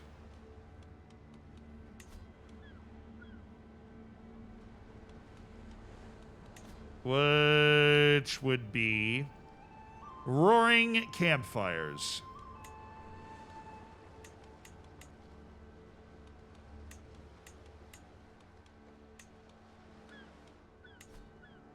We will build a massive kind of roaring campfire pit that will allow us to upgrade our guys even more. Now, what's this escort emissary thing going down? Where do we need to go? Valiant soldiers of fortune. Hi. Are you flirting with me? I think he's flirting with me. We need protection. An envoy needs protection and welcomes the aid of experienced travelers. Well, I can do that, especially for 100 gold. I'll take that contract. Oh, I'm going to Chiefess Outer. She loves me, as you can see. She has the ability to... I don't want this contract. Yeah, that would be foolish of me to take. She will arrest me the moment I walk in. So, what if we didn't?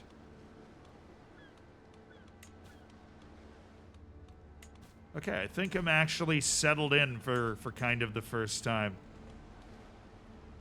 Oh, he can do a couple of things. Control plagues, advanced research. That costs gold. Divine charity. Interesting. Okay, and then succession. Well, I don't really have a wife, so I probably get... How are we going to solve that there problem?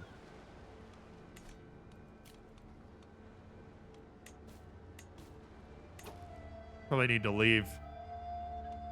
Oh, you're here now, Task Force Mikey. Have no fear. Hello, Mr. Ragnar. How you doing? We're getting relegated? No. We're fine. We're fine. We're fine.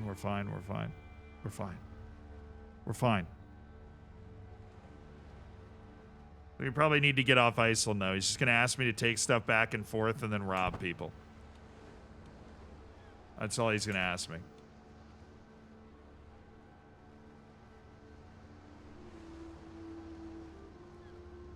I don't have a huntsman or a chief forager, but I'll search for... We'll visit tribal holdings. Buy provisions, sell artifacts, peruse contracts. Yeah, let's do that. Oh, what? Rounding a little cluster of tents as I leave my pavilion, I come across a gaggle of followers having dinner around a hearth. Curiously, Shmuel and Asbjorn are amongst them, neither of whom particularly enjoy one another's company. Before I have time to ponder such a strange quirk, Asbjorn mutters something inaudible, only for the whisper to send Shmuel into a blind rage. With a flash, a weapon is drawn and blood about to be spilled.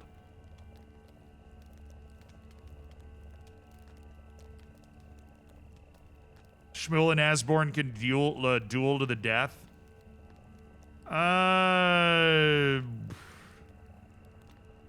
I could send Shmuel to the stockades.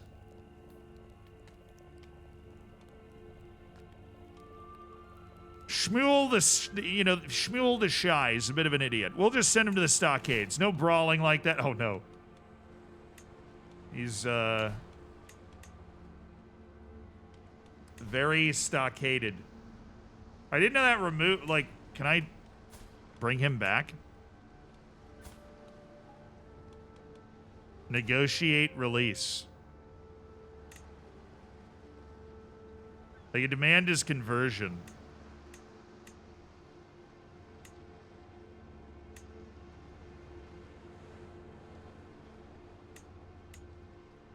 But I don't really want to keep him locked up. I feel like that's a waste of Shmuel's talents.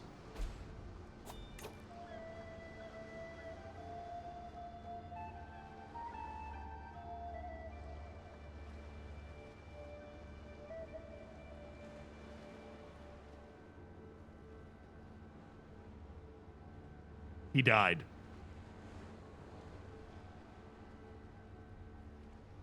didn't kill him. I realize that's hard to believe, but Shmuel died. So maybe we should have acted a little sooner on that one. But my boy Shmuel has died. The random Jewish man evading capture somewhere who showed up on our doorstep. Okay, we don't have a caravan master anymore, which sucks. Toki is an excellent caravan master, so we'll appoint him. And we'll just let Toki do his thing. I'd also like to scheme to sway Toki. Faithful visitor. Who's this? A campfire crackles, illuminating a figure entering our circle. He moves with vigor despite the lateness of the hour, hand wrapped around a walking stick. Those standing guard are already intercepting, but I wave them away. Do you have a place for a man of Odin? He smiles at me, hopefully. Dirty clothes rustling in the breeze. Such figures are well known in Asatru circles. The traveling preachers spread the word of Odin to every nook and cranny of the world. Sit, stay a night, and tell us your stories.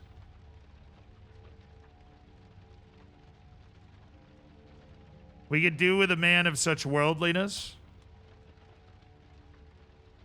Jay, thank you for the tier 1. Cap, thank you for the 37 months, man. Yeah, it's true. Dying is also a waste of his talents. He's shmooled his last shmool. He hath shmooled his last shmool. He hath.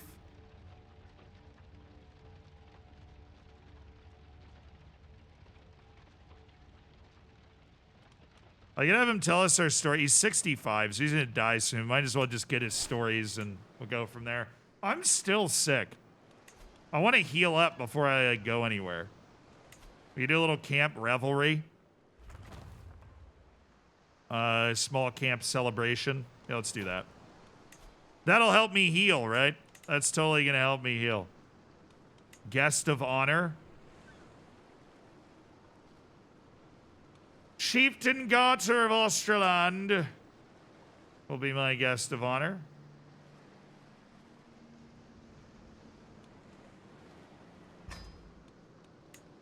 Meager food. I need a supply tent to upgrade, and I need a mess tent and mobile brewers to upgrade there. Okay, so we'll just we'll do a little revelry. I can attract useful strangers. That's what I would like to. That's what I would like to do. We'll do a little revelrying. How does that sound? We're all gathered, all supplies prepared, the fire crackling merrily in our midst. Life on the road can be a hard one. The festivities will be a chance for all of us to relax and take our minds off the grinding quest for survival. Or something. Sounds good to me, man. Test your wits. Suni. Oh, Suni's up to something? Sly smile over the rim of his cup bodes poorly. Come on then, Dan. Let's see if your mind is still sharp after all these days on the road. He gestures the cup with a flourish, a riddle perhaps, without waiting for me to acquiesce. He begins. Ripped from my mother's womb, beaten and burned, I become a bloodthirsty killer. What am I?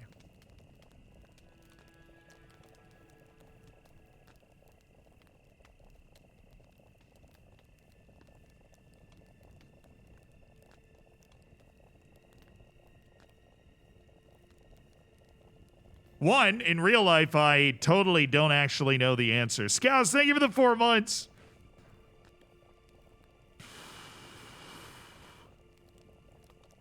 But if I drop it, my camp revelry increases.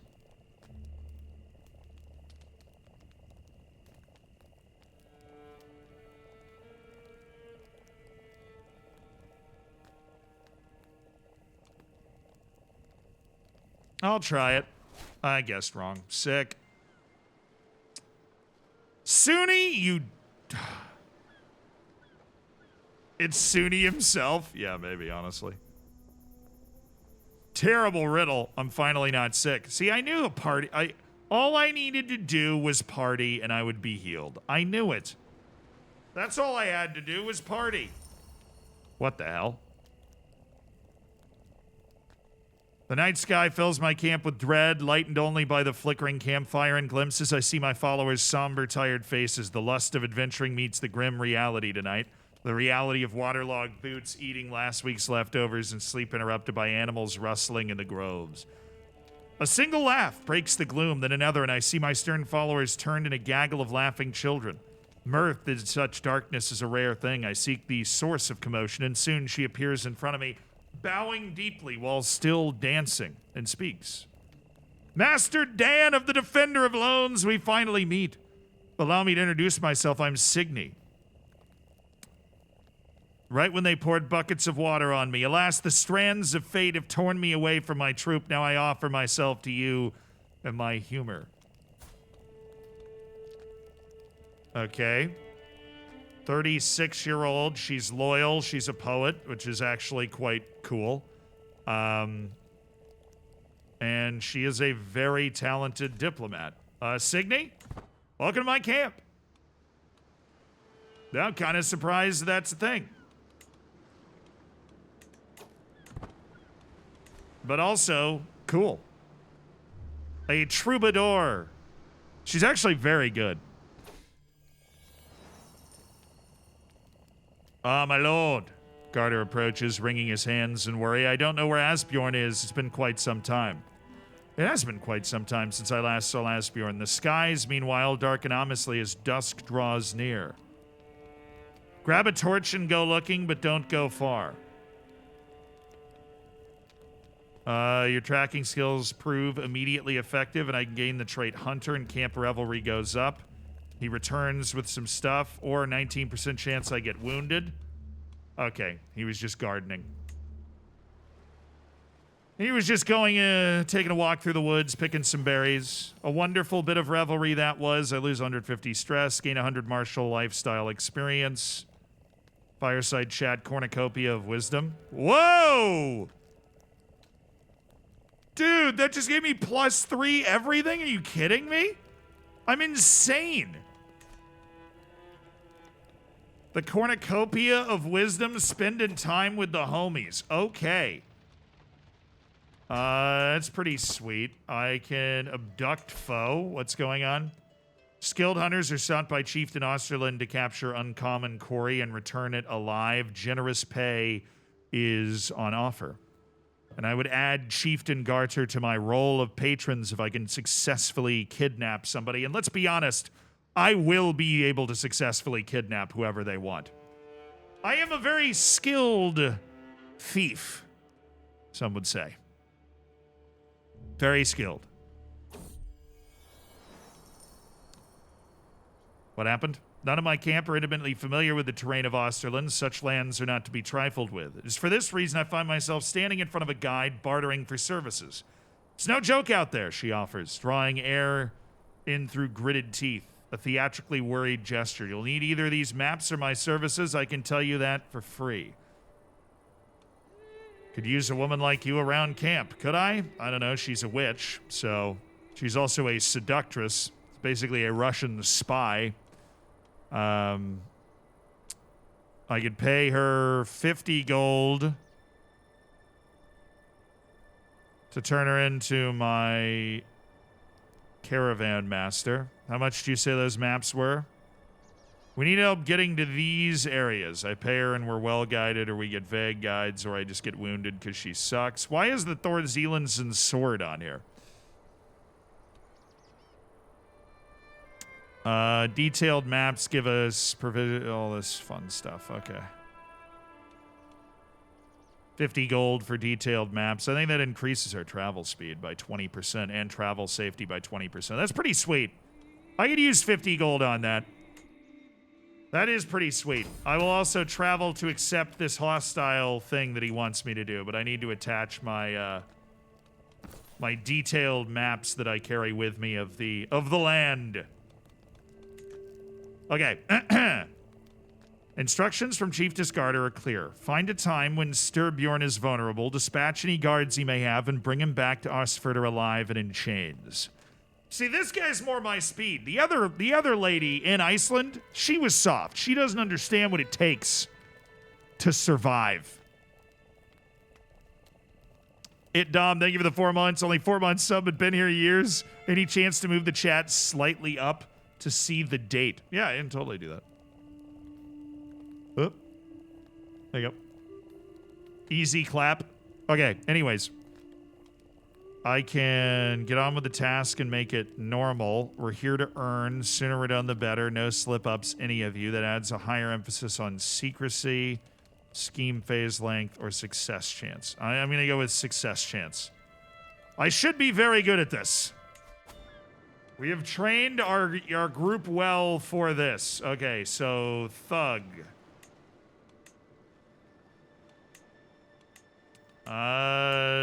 Signy sucks at everything. Except for footpad, so we're gonna put her at footpad. Why is she a terrible lookout? Only have 5 people, so we gotta put them all on the group here. All right, Asbjorn's gonna hate doing this because he always hates doing everything. Orvar Longshanks is our lookout, and he's a gifted lookout. Toki and Suni the Mad are our thugs. They're gonna go beat people up, and then Asbjorn's the muscle. Sometimes you just need more brawls than brains, and that's where Asbjorn's gonna be coming in. You gotta go get in a fight and go beat somebody up, baby. All right, we're trying to capture somebody, and that's what we're working on. We are setting up a plan to capture and return somebody alive. We are going to try and get to seize the moment and see what happens.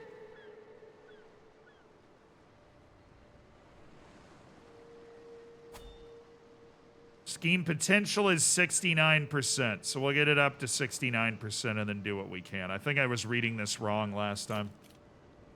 I was definitely reading this whole screen wrong last time. That's my bad. But if you go over here, you can see 31, 9, 10, 11, 18. Not the best, but yeah. Follower gains nickname. Signy the Loyal. It's kind of wife material, isn't she? Has a plus 50% fertility, but she is also 36 years old.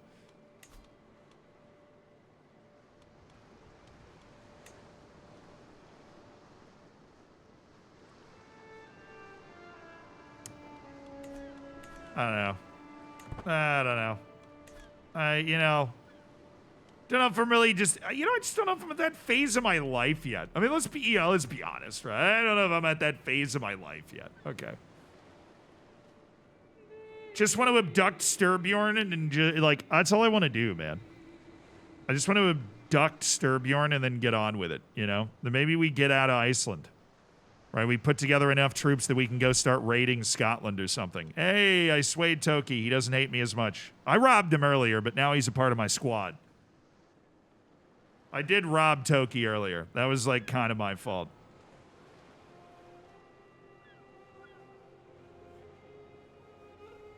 Waiting for a Herculean genius is probably worth it. Yeah, I don't know if there's a lot of those around. Plenty in common? Uh-oh. Oh, Toki and Signy are getting along well. Well, that would be fine. I'm not jealous at all. I'm totally not jealous. I'm definitely not jealous at all okay. The two laughing and joking together at camp, riding alongside one another on the roads, become an increasingly common sight. Good for them. I would probably fail the diplomacy test to encourage them to be friends, so I'd rather just... Hey, good for them. They're both happy now. They've become friends.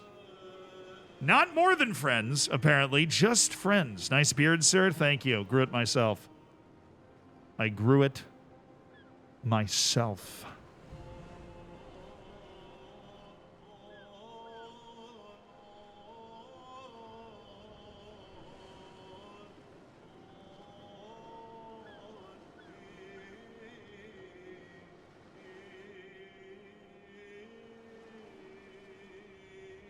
We're almost at 69, which, nice.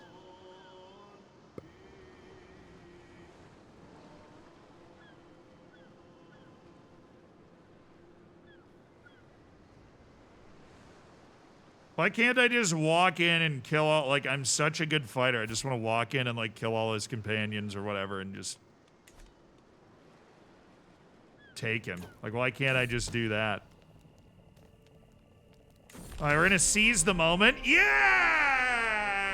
Yeah! Yeah, baby! Got him. Before Sturbjorn even knew what was happening, my agents had him. He's finally in my hands, and I hope he likes his new quarters. Loser! Chieftain Garter, spits Sturbjorn as I pull the bag from his head. I might have known it was you. Garter smiles and gestures for the prisoner to get on his knees, and without ceremony, I kick him in the small of the back, sending the man sprawling to the floor. Excellent job, Dan, crows my employer as he tosses me a heavy purse, worth every coin. Thank you, Chieftain Garter. We have a long path ahead of us.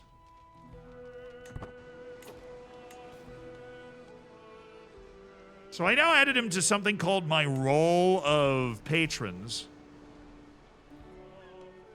I can make a request. Okay.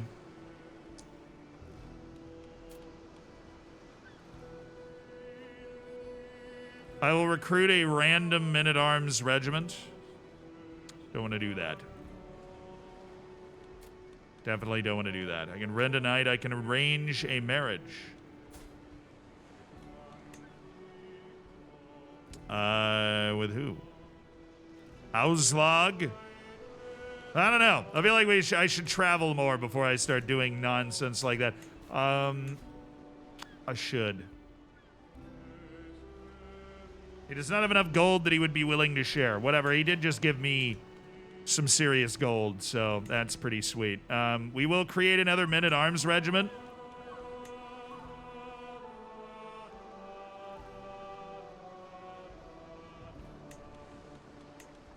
But do I want to go spearmen archers? I could go with Huskarls. They're not quite as good as the Varangians, but they do offer screen, and they counter spearmen and archers. Germanic Huskarls are masters of using shield walls to block incoming volleys of arrows. That sounds like a good move. We need a little diversity in the quality of troops that we have. And I think after that, we'd probably add, like, horsemen so that we would have some serious, crazy pursuit. But let's go with Huskarls. Let's create a unit of Huskarls. And then... So we have Varangian veterans, and then we'll refill our men-at-arms with our provisions. And so we have 100 Huskarls that can screen off challenges from spearmen and from archers and offer a different look than the Varangian veterans. We can set up in our own unique way. And I also have the ability to build another building. So we have our Roaring Campfire, which costs 120 gold for me to upgrade. Add a master-at-arms, court position, camp perimeter, which should add forward scout travel option. Nah. Mess tent gives us a chief cook. Gather provisions, decisions improved, and unlocks extra options for camp revelry, right? Baggage train gives me a head porter, which reduces provision loss and increases supply capacity. Receive more transport contracts, increases supply capacity, travel speed, and the max size of skirmisher regiments. Ooh. Interesting. I didn't know that was, I didn't see that. That's interesting. Means we could really improve the size of a skirmisher regiment up to something really significant to give us a lot of men. You got my attention. Better put a ring on it, as Beyonce once said. Yeah, I know. Well, hey. I didn't put a ring on it. Now I got to live with the consequences.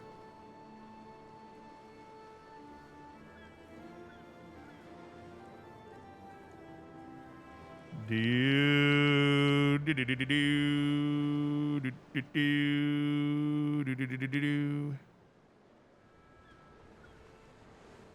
think maybe baggage train be the best way to do this.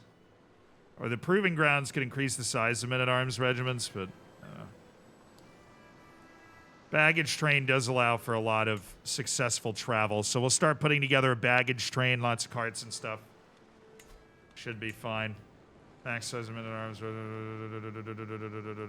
number of domicile building slots +3.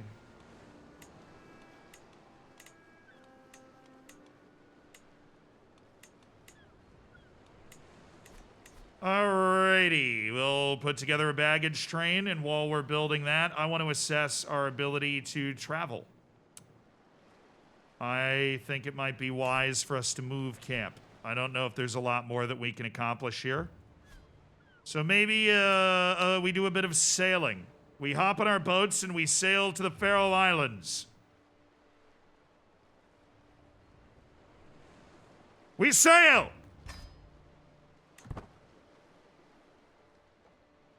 No danger. It is this, you know, it's not the dead of winter here in the North Sea. We just load the boats up and we're on the move to the Faroe Islands. Cost us some provisions, but you know, we, who needs them? We get provisions all the time. Check the sub-buildings for each one. Some of them are really good. The sub-buildings. Wait, like the secondary buildings?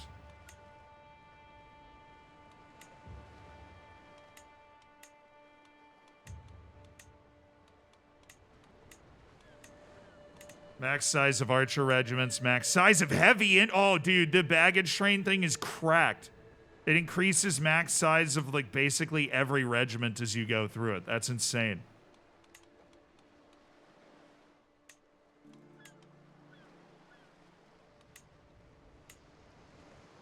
I don't know what the internal upgrade thing is up here, but whoa. The plus and padlocks at the top.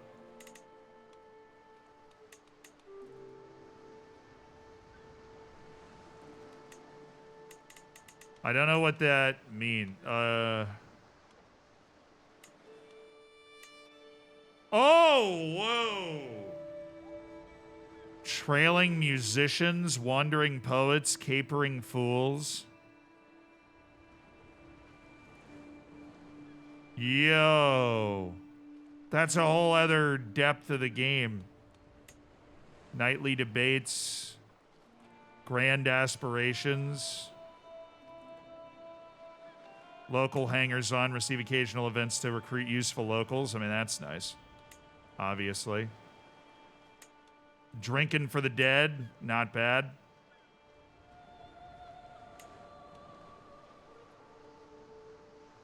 Wandering poets and trailing musicians. How do you check what's, like, possible there before you build something? I did not know that existed. That's so cool. You can upgrade the buildings on the side. Wow, means to an end. I sit by the central fire pit, letting the sounds and smells of the camp wash over me. It's different from a life within the safe walls, so very different. Freedom is easy to enjoy. No obligations, no counselors yapping, no dignitaries to entertain. None of the downsides of the trappings of power. Yet these freedoms are dearly purchased. The constant scraping for survival wears thin. Increasingly, every night I yearn for a proper bed.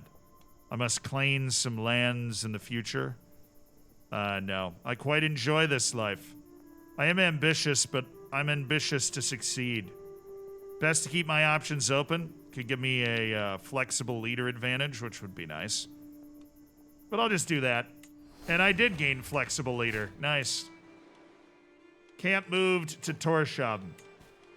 Oh, I can rustle some animals? Bro, I do that. I can do that all day long. I'm so freaking good at rustling animals, you don't even know.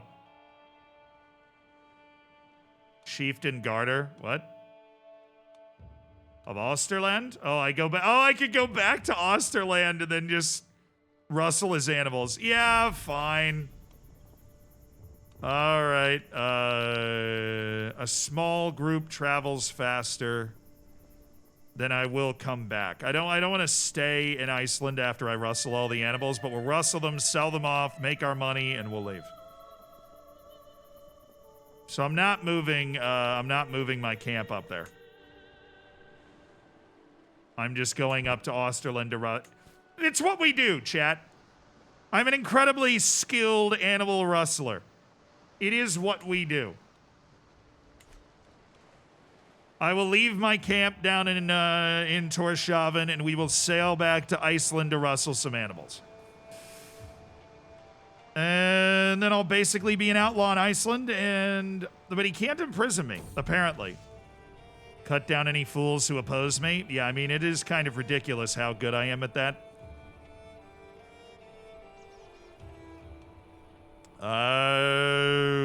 What's the downside? There really is no downside. Although I will be, you know what? Let's just start murdering people. All right. Got the animals. We're rustling the countryside and reducing everything to a heaping, burning pile of rubble. Rustling Nordland? Yeah, I mean, I'm sorry. Look, just don't oppose me. It's fine. All you have to do is not oppose me, but I'm a very good animal rustler. I gained a lot of provisions and nearly 200 gold, and now, yeah, he's a little upset with me. But on the bright side, I am a level 2 poacher on my gallows bait at this point. So that's pretty cool. I'm on my way back home. You know, courtier and guest opinion's gone up. Toki's not swayed. Well, he could have been. All right, so we've rustled a lot of cattle in Iceland. Dude, honestly, the poacher thing, it's not really that good. Like, I level up my poaching ability. Hold on. Baggage train's been completed at the camp, which is not... I can't really lock. It's locking! Brother. Thank you. Okay. So if I keep leveling it up, you get... stewardship bonuses, basically. And then courtier and guest opinions go up. General opinion goes to -10 on the last level. Hey, it pays really well. That's a perfectly fine excuse, right? It pays incredibly well.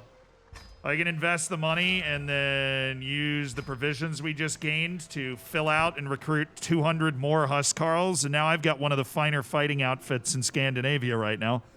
300 Varangians, 300 Huskarls, and a nice big fat camp.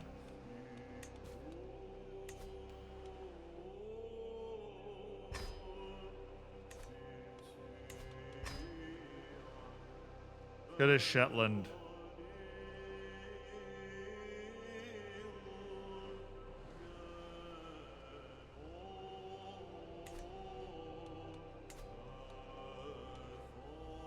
What the hell?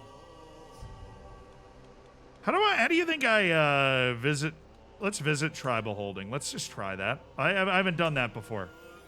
The local Norse people regularly gather in the tribal holding of Tórshavn to trade, gossip, and share stories. As I enter the cluster of buildings, a stray pig is slowly moving across the path at the center of the holding, and a squirrel sleepily moves through the foliage a few paces to my right. My bodyguard Suni looks around with a content face, seemingly enjoying the change in scenery. We should mingle at the tavern. Let's go to the tavern. The tavern, gathering travelers and local Norse alike, is brimming with activity. A storyteller is seated by the fire a bit further in, and up front, a gathering of shabby chums are pestering the server for wine. By the entrance, I spot an inconspicuous hooded figure, clearly someone who values their privacy.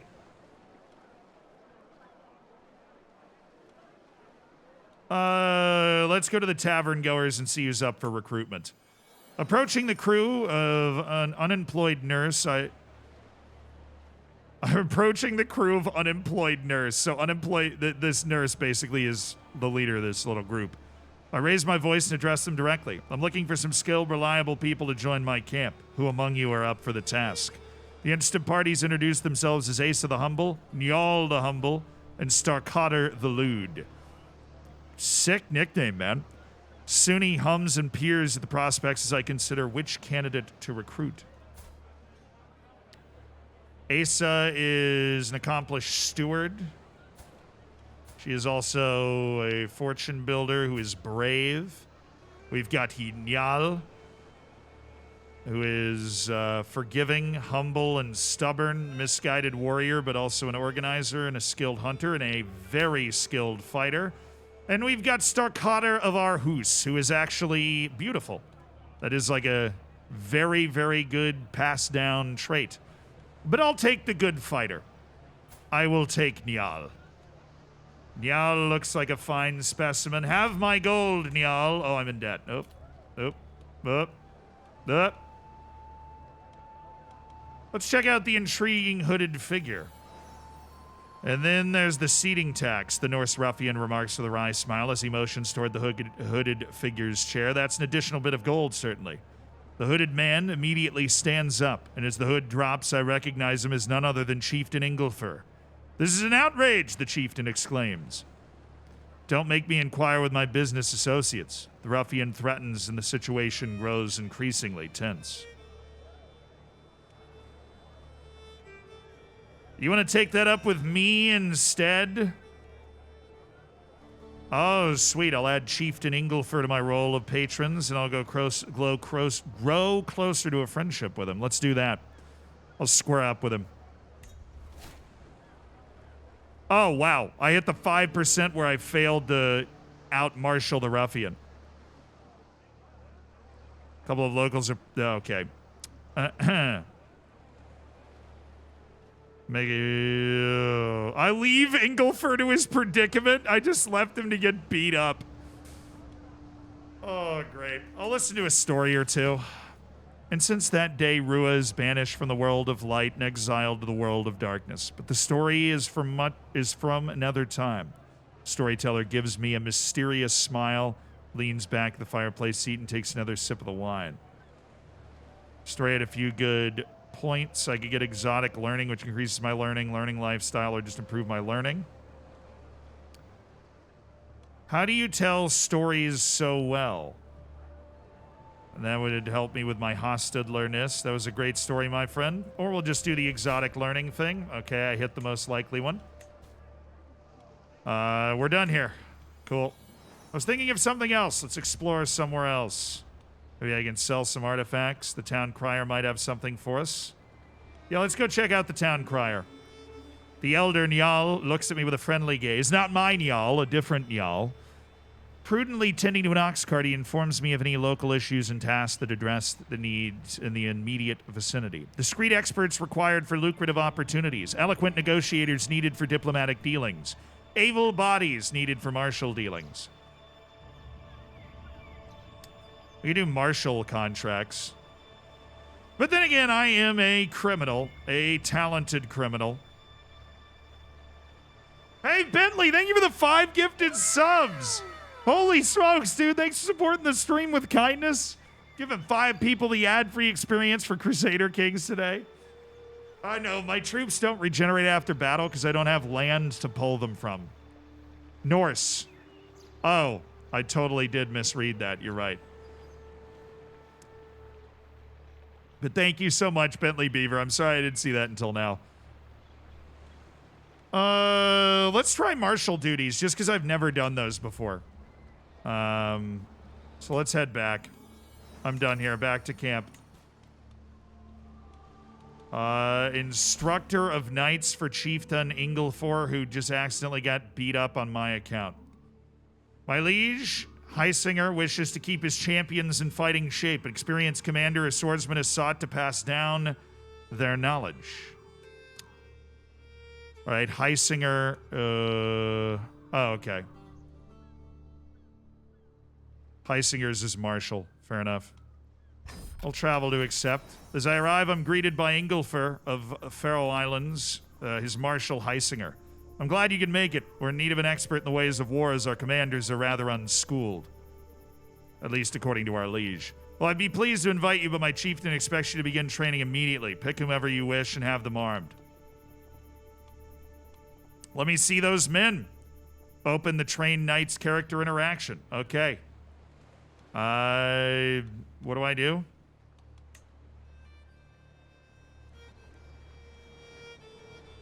I can switch my trainee. All right, we'll take the Irishman, Carly.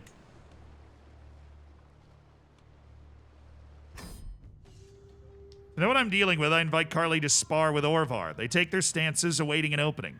Carly's guard weakens first, allowing in a few but precise blows from Orvar's hammer.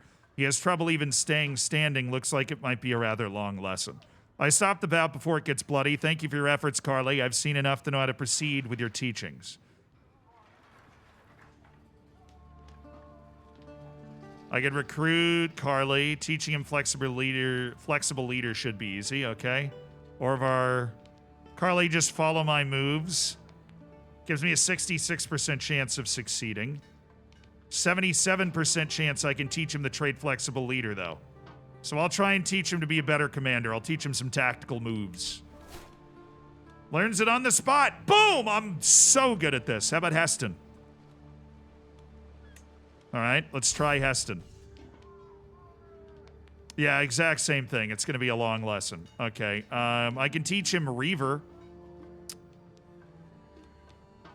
That's 79% chance of working. So yeah, well, I'll teach him a command trait. Boom, got it. All right, let's try Gudmundur. I'm so good at this. Okay, all these guys suck at fighting. This ruler definitely has, he's got it going on. Teach him Unyielding Defender. Should I know Unyielding Defender? I don't know Unyielding Defender. A 73% chance. We'll do that. I don't know why I'm able to teach him Unyielding Defender. Sweet, I just succeeded. Contract completed. Big old pile of cash. And I got a weak hook. I got a weak hook on him as well. I can make a request, perhaps, for a marriage.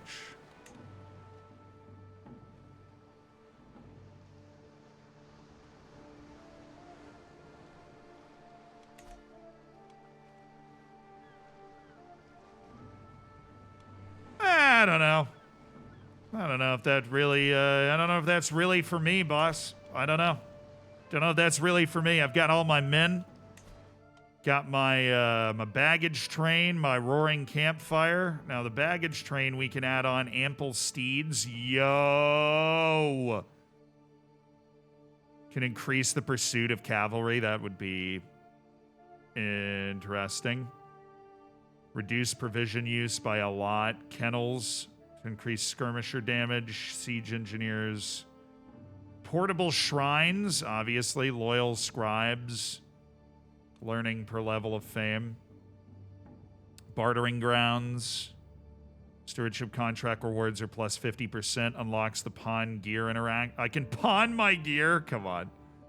There's so many things you can add on here. Ransom cages. Oh, I can capture people and then ransom them off. And then I can appoint a man-haggler that'll give me... What an officer position name, by the way. A man-haggler? Where's your man-haggler, chat? Do you have a man-haggler? If you start with land but lose it, do you become an adventurer? Yes. Based on my understanding of the way that it works, you can be landed and then become an adventurer, yeah.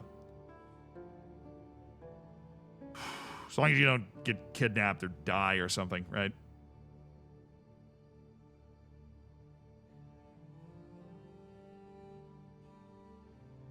I'll show you my man-haggler if you show me yours. Also, private tents. Wow. Okay. Camp. Oh, your camp purpose has to be specifically for something. Okay. Got it. I can ask Chieftain Inglefor for something, but Chieftain Inglefor loves me right now, even though he's wounded because I wasn't able to, like, properly defend him. Let's travel. I'm restless once again and in need of gold. I feel like I should be able to raid, but I don't really know how. Can I raise my arm? Yeah, I can. What does it cost me? I haven't raised my army yet as an adventurer. So let's see what happens. So they're all up. I'm not losing anything. We've just raised our men. I can't shift them to raiding. It's just not great. I want to raid. Well, do I have to raise them as raiders? Did I mess that up?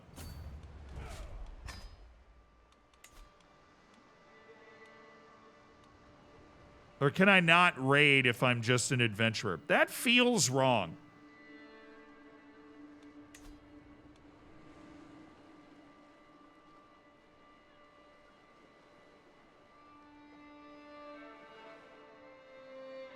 How much to employ you as my man haggler? A 6 pence and a barrel of wheat, brother. And I will go there. I don't think you can raid because they couldn't balance it. Oh, well, I'm a freaking reaver, dude. That's what I thought we were going to be doing, was raiding. Dang.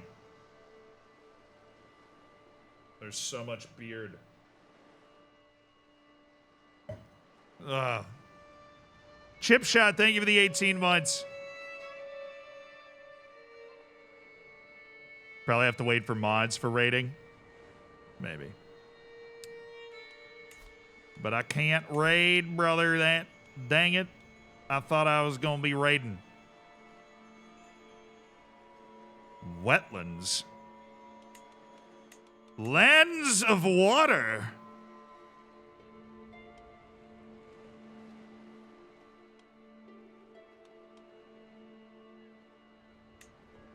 Pathfinder's gear and scout for talent.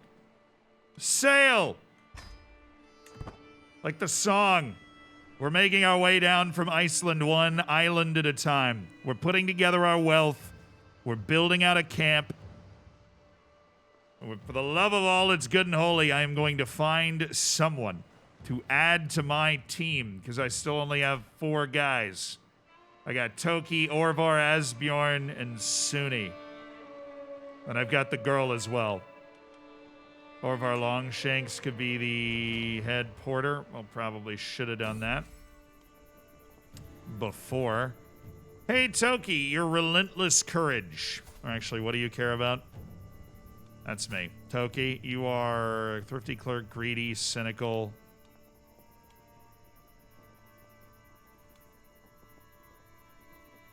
Clear rationality. That's what I'll praise him for. All right, Orvar Longshanks. Can't move to Scarvalder. Instructor of Knights for Chieftain Inglefor. Oh, he needs more Instructor of Knights? Really? But I just traveled over here. Ugh, whatever. All right, we'll scout. We're going back. We're going back.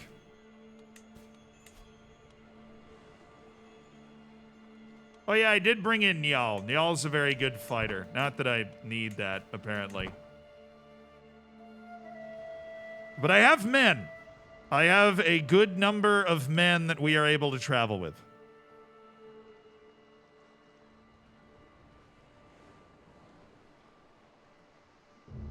Yeah, no, I've been excited for this Landless adventure thing for... I mean, we were looking at it on Steam like 8 months ago. Let me see those men, Chieftain Inglefor. Let me train these guys up. I already trained these guys, but I'll try it again. All right. Yeah, he's getting absolutely abused. I could teach him the trait Organizer. We'll try that. Boom, he learned it. Let's try Goodmander. Yeah, he's getting abused. Oh no, I don't have the ability to teach him any traits on this one. Just follow my moves, man. I'm gonna try and increase your prowess. Oh, it worked. Nice. And Heston, 63% chance of glorious, exceptional success, which is what we're going for. Just follow my moves, okay? Do as I do. Wow, it actually worked. Nice. We just made a boatload of money from Inglefor, and we continue to train up his knights. Man, they gotta love me, dude. Hunt criminals, fight corruption. Where? Who are you? Cumberland. Chieftain Torgil, on the other hand, wants me to hunt criminals. That sounds like something I can do. Be on the lookout for renegades and reprobates haunting the back roads. If your sword arm is strong and your eye true, Chieftain Torgil promises a generous reward in exchange for the head of a particular thug. I mean, my army is sick. My warriors are glorious, and I am the sexiest man alive. Pretty sure I could handle that. But this whole fighting corruption thing looks pretty sick. Look at the amount of money I could make. Jorvik suffers from rampant bandits, unserious officials, and panicky peasants. Anyone willing to keep all of them in line will be rewarded.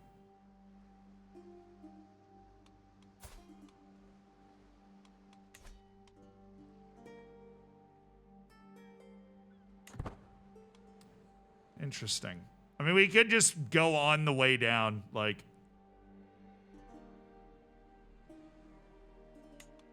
we'll see how long those contracts stay, but I think we just pick our camp up and move it.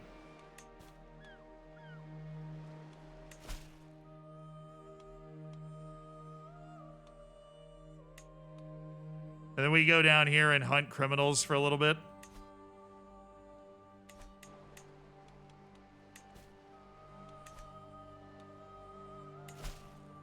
Okay. There is money. There is money out there to be made. I think I should be able to upgrade my pavilion as well. Gives me another men-at-arms regiment and another domicile building slot. So we're going to spend money upgrading the main parts of our camp because we are wealthy and that's what we want to spend money on. Okay, I'm going to move my camp to here. We're going to scout for talent along the way, and it should not take us long to get down there. No! Okay, I thought it meant that the things went away. That would have been annoying. Well, now they did. Well, we'll see. I don't know how this works. I don't know, like, you know, if there's a time limit and then they go away, or if it's just kind of like, hey, until somebody accepts the offer, it doesn't go away. No, the contracts are gone. Oh, that was stupid. Oh, that was so stupid. That was such a great contract that I had on. Oh, okay, what's going on? Whoa. The door to my tent opens, and Toki stands in front of me with a subtle bow. He starts, I apologize for interrupting you, my lord, but I bring news that may be of interest.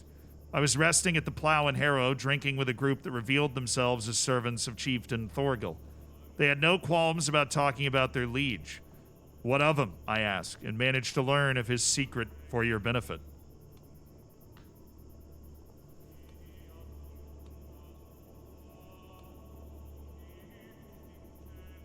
What were you doing in the tavern? Ooh. Right, two things happened. The other one's incognito. Tonight I have stripped myself of every symbol signifying my rank to walk anonymously among my soldiers. It's quiet, and so when the argument breaks out, the word reaches me loud and clear. A skirmisher's trying to convince his commander, my bodyguard Suni, of the advantages of an alternative strategy. Suni will hear none of it. As I approach, the infuriated man raises his fist. Mediate between Suni and the soldier. You'd step in and protect the soldier and try and beat up Suni. Make an example out of him and wound Suni the Mad. Or I can go for innovative strategy, which will reduce my minimum battle roll, but increase army movement speed and martial skills. So I'm just going to mediate, because I'm going to succeed at that instantly.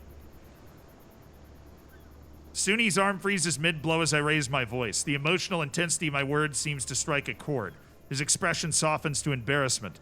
He stammers out an apology and scurries away. The soldier beams with gratitude. Thank you, my lord. You will never know a more faithful servant than Folky-Voy. Thanks. I can adopt a strategy, and that gives me 100 martial lifestyle experience, and we get the innovative strategy. Well, I can discuss the strategy and learn more about warfare. I'm going to do that. He also, I believe, just got added to my court or something. Yeah, Folky-Voy has been added to my court.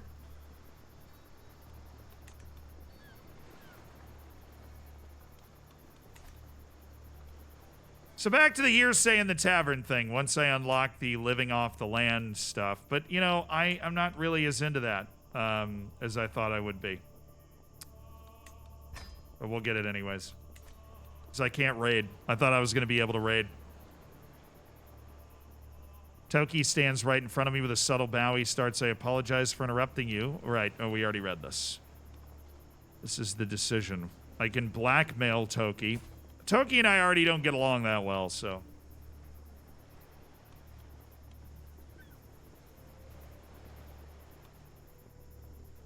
I don't really care about Torgil's secret. I care about being able to blackmail Toki.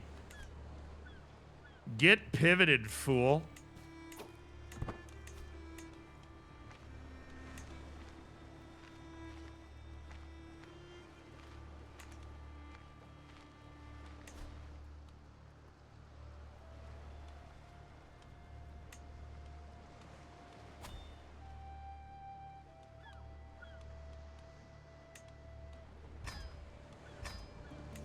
I'm gonna remove Suni as a bodyguard. He's a little insane. And I can't sway Toki. Wonder what I can do with this here hook.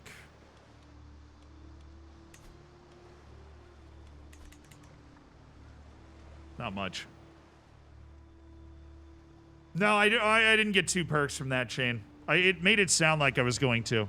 I need to see CK3 videos from Zealand on YouTube. We upload the edited down ones onto the live channel, but yeah. I've never actually made a Crusader Kings video on the main Zealand YouTube before. That has not happened. Someday it will.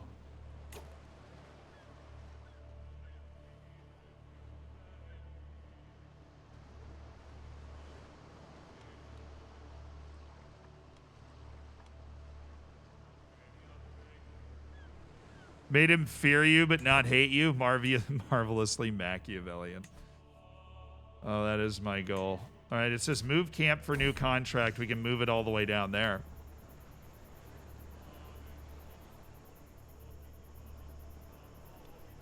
Arrange a network of merchants to help me provision my armies in the field and give me well-provisioned armies. Could stockpile or accustomed to foraging. Okay, we'll just do the accustomed to foraging thing. Niall got a pet cat. Shout out to Niall. Love Niall.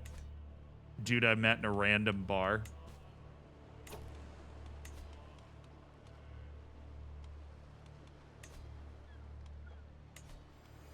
All right, let's head to the tavern. See who's up for recruitment. An unemployed Norse crowd.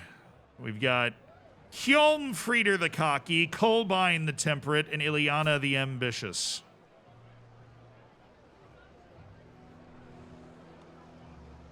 Martial talent.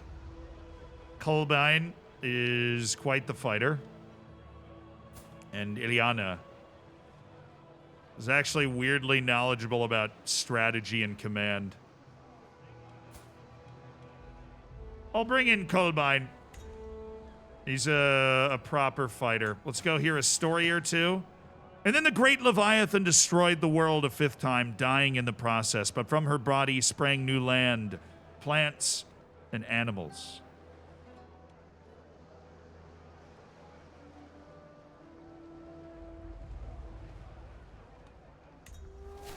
There we go. I got 100 martial points from asking him about the story. Okay. The town crier, perhaps, in Shetland? Diplomatic dealings or maybe some criminal contracts, perhaps. Perhaps being a criminal is what I'm all here for. We have made a lot of our money by just being a criminal. Ambush traitor. Okay, murder foe. I feel like that would pay very well. That doesn't pay super well.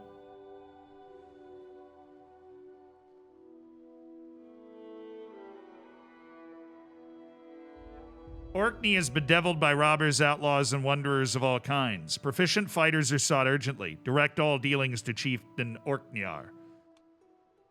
Okay, so this is in Orkney. I'm not in Shetland. That was my bad. How dare I? Yeah, sorry, the unemployed nurse. I don't know why I read it that way. So it depends on what type of travelers I find. Or I could... Chieftain of Hjotland offers a bountiful reward to the hands of an unimpeachable character and proven experience for delicate, demanding work. Gotta murder somebody, basically. Well, I can do that. That sounds like it's right up my alley, honestly.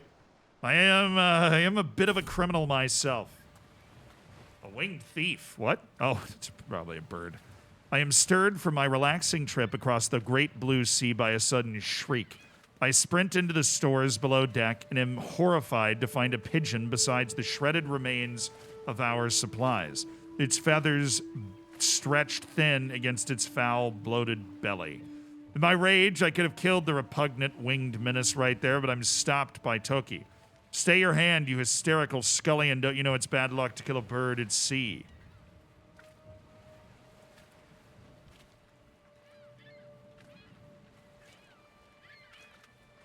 Fine, I show mercy because I want to be friends with Toki. I don't want to do something else to anger him. Fine. Fine. Fine. Fine. Squaring the circle. Remember, we're here to earn now.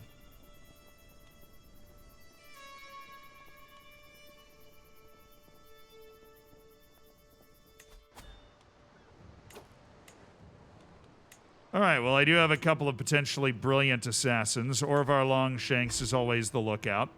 We have an infiltrator, a latch left unlocked, a guard who hung over to patrol, somebody that can break in. Signy actually is a gifted infiltrator.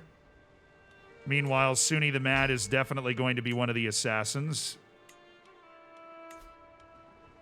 Signy, unsurprisingly, with her guile, she's able to work her way in. Then Kolbein is the other assassin. And the thug is Nial, who's a proper fighter who can definitely swing a cudgel and knock somebody down. That gives us a 92% chance for success to assassinate this dude. Who are we trying to kill? I wasn't even paying attention. Murder Gear? Oh, why do they hate Gear? I actually kind of like him, but I'm getting paid to kill him, so... You know what it is? You know what it is? You know what we do? This is what we do, man. This is what we do.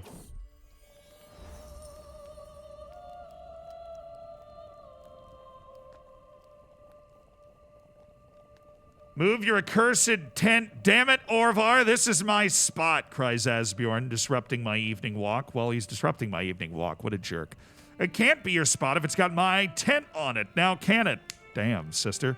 Desperate for a higher authority, Asbjorn whirls around. Master Dan, please, I beg of you, discipline this wretch.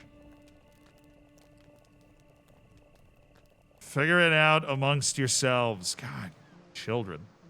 Don't need to gain favor with any of them, so I'll just let them figure it out. Should be fine, man. You should be fine. Definitely got a much better team to be able to execute this sort of stuff. Raiders are amongst the land now. That's not great. But we do a little thieving. Miss anything clip-worthy in the last half hour? Honestly, I can never remember. We did accidentally imprison a guy, and then he died in prison before we could decide whether we were going to let him out or not, so that was fun. We've finished our level 2 pavilion, which I think means sweet. Just have a higher quality camp, and that unlocked another slot over here for me to mess around with. Am I wandering outside the camp? I come across a clearing in the forest rich with all manner of colorful berries adorning the bushes. They're unlike any I've ever seen. Oh, look so tantalizingly delicious it would take my followers less than an hour to pick them all. Life is an adventure even for the stomach. We can give it a shot. Or, no, we'll give it a shot. I hit the 25% illness trait. Do no more than what is necessary, Toki. Thank you. He was able to reduce my disease symptoms, but I'm still feeling a little under the weather. Not nearly as under the weather as this gear guy is going to be. Oh, we're all sick. Oh, dear God. I got everybody sick. Every single person in my...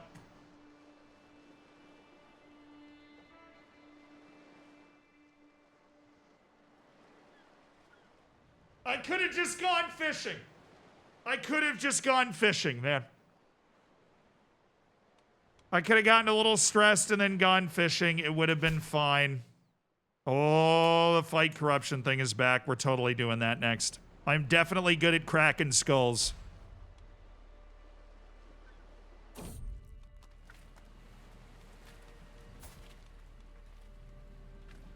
Oh my god. The scheme ended. What a waste of time.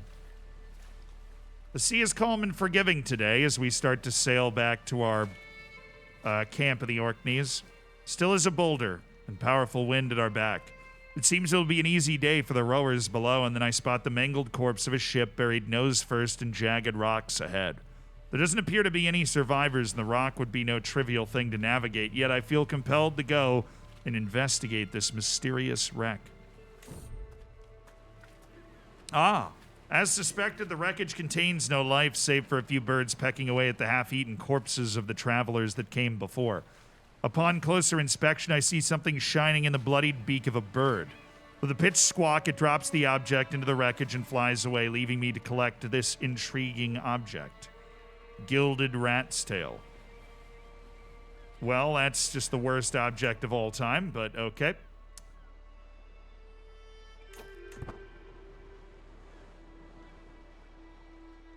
Literally minus 0.1 prestige. Yeah, I love the fact that my entire group of people is ill. That's tons of fun. Yeah, I'm not going to do that. We are going to fight corruption for Earl Simunder. Down there.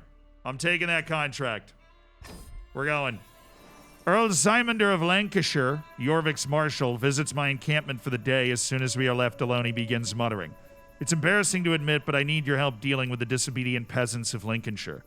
They flout the Jarl's authority. They organize themselves into militias claiming they are terrorized by outlaws. The whole region's becoming one vast insubordinate host. I'll move my camp there. Before I do that, I should appoint a head porter. Folky Valley. So that I reduce my loss of provisions. We're on the way. I will move. God, that is...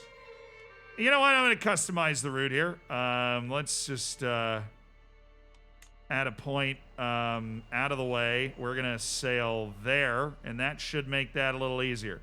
I'll tell you what I am going to do is add a point after that. We are going to come in here. No. We got to tailor this. Okay, where's another port that I can, like,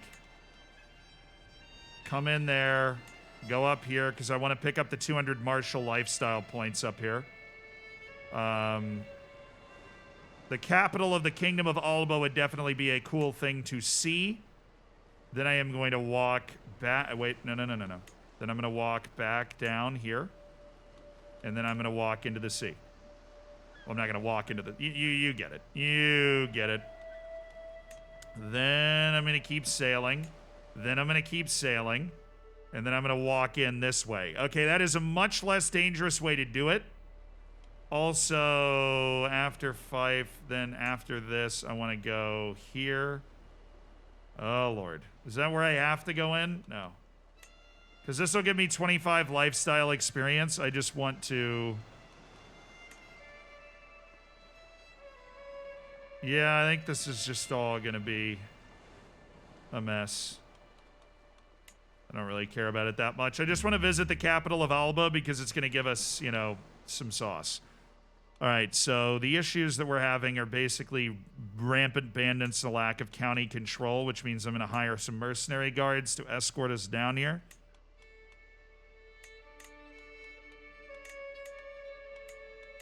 Yeah, that's basically the only issue we're going to run into.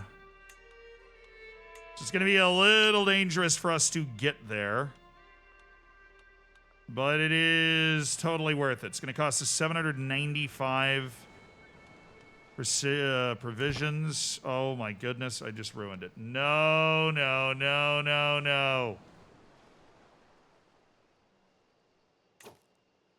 What just happened? The contract's gone? Oh no, okay. Travel with camp. I just have to rebuild the stupid traveling thing. All right. Sorry. Totally forgot what I was doing.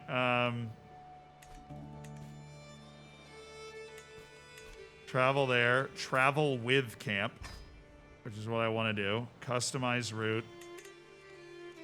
I don't want to go back. Oh, whatever. Okay, so we want to come there.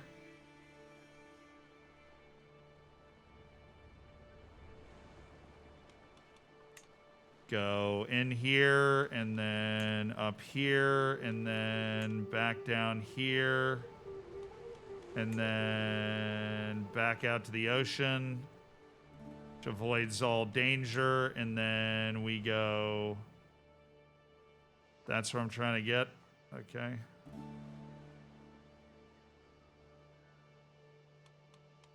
Not the Thames estuary. We go there, and then there's county control and wetlands.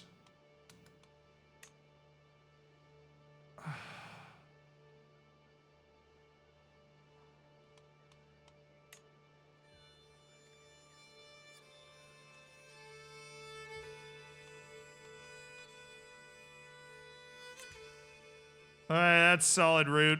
Gets us into Cambridgeshire and out. 4 seriously high-level dangers that can be solved. We're not going to scout for talent, but I am going to have to purchase a wilderness group. No. Pathfinder? What? What's the danger?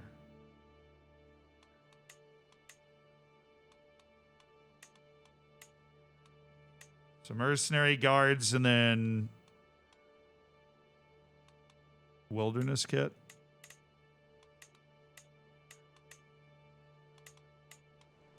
This is dangerous as hell, man.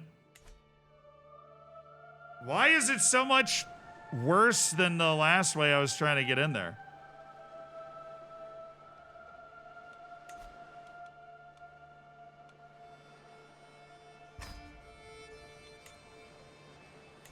It's definitely like having a bit of an issue understanding what I'm attempting to achieve here. We'll try and build this one more time. And in there, and up there, and back down, and ocean, and in, and then when we leave, go right back out the same way. Okay, that helps. Hire mercenary guards, no scout for talent, hire pathfinders. That's the safest we can get this trip. Let's go, baby. Let's go. Captain Ewan, welcome. Well-oiled machine. Something's going on. That being, I'm getting a phone call as well. Hello, Mother. I'm on stream.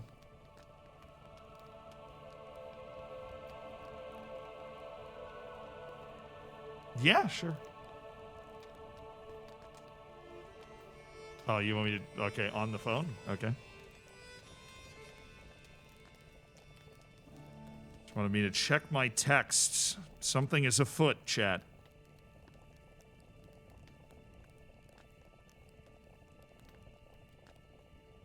No, supposed to be tomorrow. I'll make 100% sure, but supposed to be tomorrow. Yeah, it's tomorrow. Appreciate you checking, but it's tomorrow, not today. So all good. Meanwhile, a well-oiled machine, our little forest tent's putting itself up every few evenings, something we've gotten very, very good at lately. First one, then another, with people's tools spreading out down the lines to help their neighbors in a model of speed and efficiency. Even Suni and Asbjorn, neither of whom have historically seen eye to eye, are helping one another tonight, laughing like old friends. I don't like that. Move them apart. Or I could offer them a hand. And then they both gain an opinion of me. So yeah, let me offer them a hand. I don't need all this prestige that I've got. That's fine.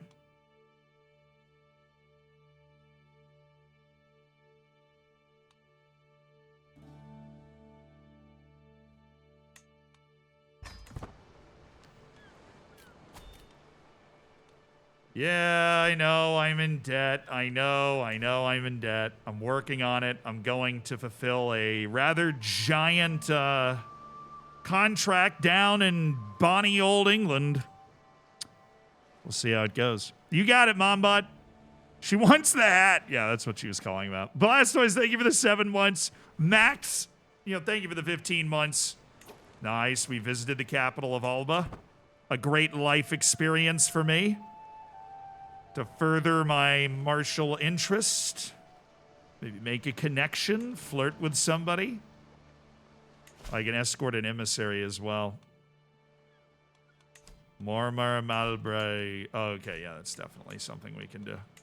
Don't know how long this is going to take, so I don't want to accept that contract right now. Once we hit the land, things could get real weird, though. Once we start going through Cambridgeshire. Finally, I'm not sick. Dude, that took forever. Okay, those berries damn near ended me. The language barrier. Let me try. Oh. Toki's been trailing us around Papworth for hours, and though he at last swallowed his pride and asked for directions, he does not appear to be an expert Anglic speaker. I got this. Boom! Oh, well, here we go. When we arrive at Lincolnshire, I'm quick to round up the worst of the rabble-rousers and demand they explain themselves. Oh, we're starting. Okay. Leafi.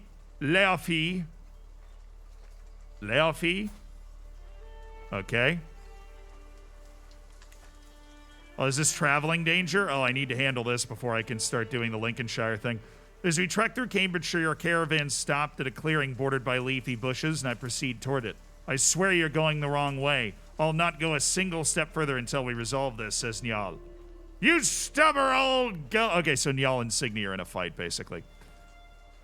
Surely you can make amends. 71% chance of success, and it worked. Let's go. Okay, back to the contract.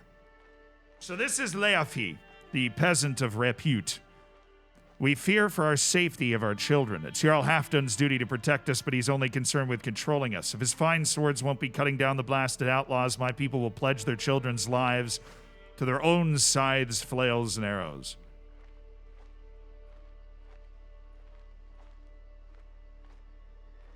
Well, I can support an unruly county? Oh. Oh.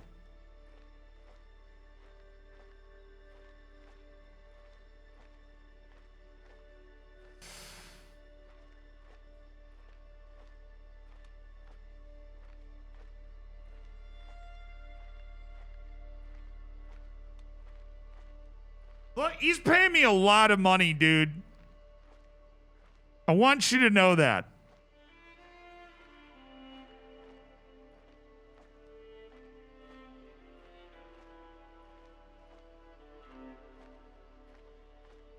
He's paying me a lot of money. A lot. A lot of cash, dude. Over 300 gold. So silence your people or die, peasant. When the clamorous ordeal of bending each peasant leader to my will is complete, we take once more the road to Earl Saymunder of Lancaster to speak of our next destination. We shall go to Cambridgeshire. For better or worse, the local mobs are of grave concern. They organize themselves into militias claiming they're terrorized by outlaws. Let's make haste.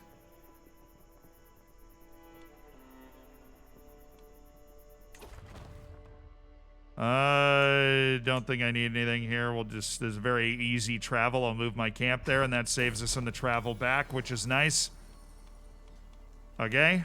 When we arrive at Lincolnshire, I'm quickly rounded up the worst of the rabble-rousers, and I run into Baltild, a peasant of some reputation, who speaks for the rest. It's the same thing.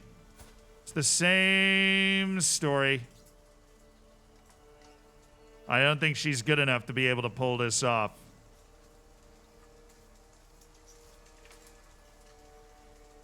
Silence your people or die, peasant.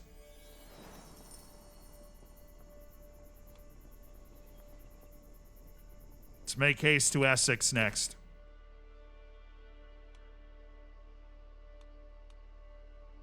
There is some danger in this.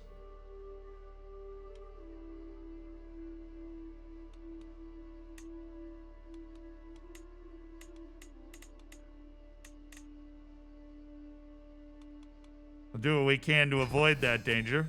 Hire a mercenary captain for the trip. By the time my bodyguard Orvar comes to me with his plan, he seems to have already made up his mind. What's this? Serving with the Varangians and Miklard will bring both wealth and glory. I can't deny that part, but I could deny his request. On the other hand, would it be right to stop someone in their pursuit of glory? Yes. You're needed here. What are you talking about? Orvar, you're my second in command, dude. Shut up and get to it. All right, who's this time? Sexbita. Look, shut up or die, all right? Shut up or die. Okay, shut up or be dead. They did fight back at the first one. We lost 90 men bringing them under control at the first one. Oh, I have to go to Northumberland? Oh my god. Bro.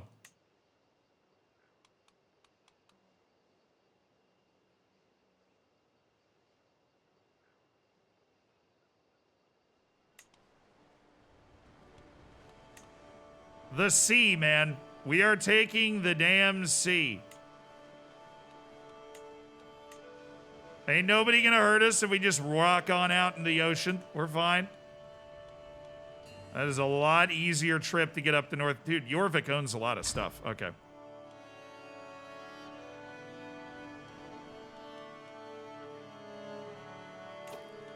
We're going up to the next part of Jorvik's domain to oppress the peasants. This is what it's all about right here. This is what dreams are made of. Next is Chameleon. Thank you for the 37 months.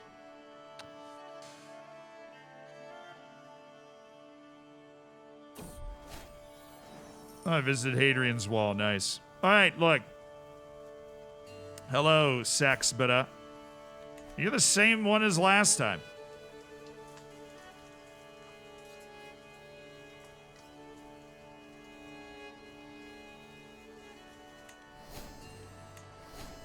All right, I've completed the job. Why am I walking back on land? Why am I walking back on land? That's a death sentence.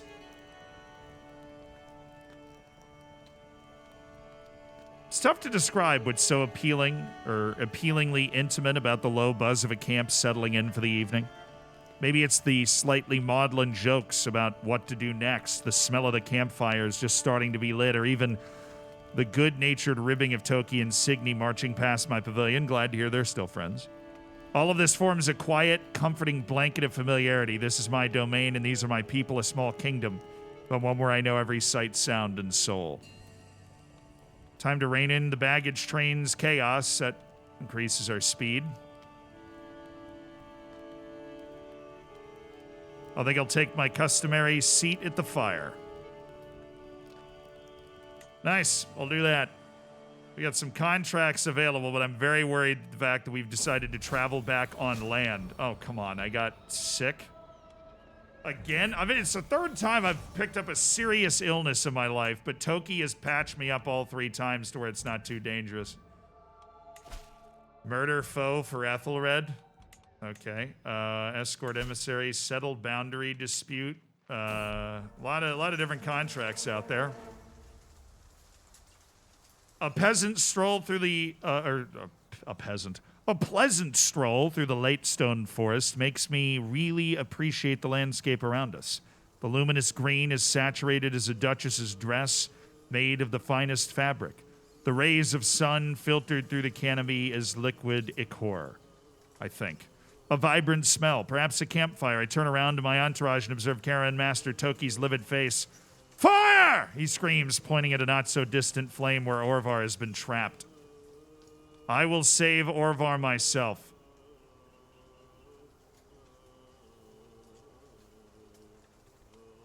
I've got the best chance.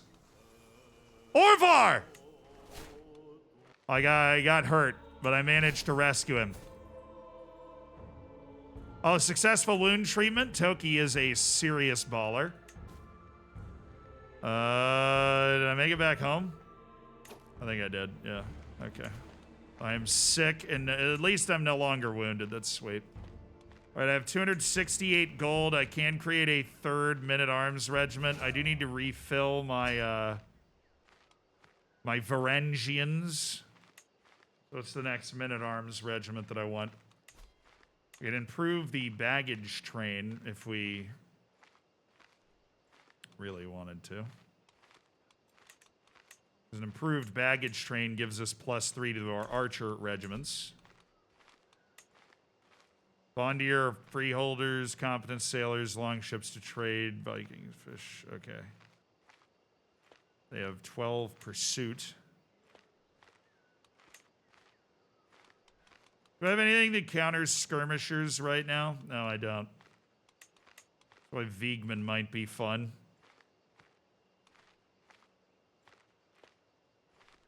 Warriors in front, an impenetrable wall. They are archers.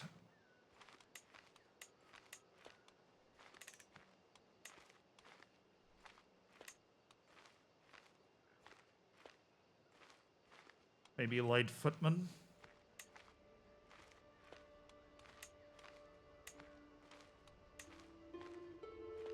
They counter heavy infantry. I don't know how much of that we're actually going to run into.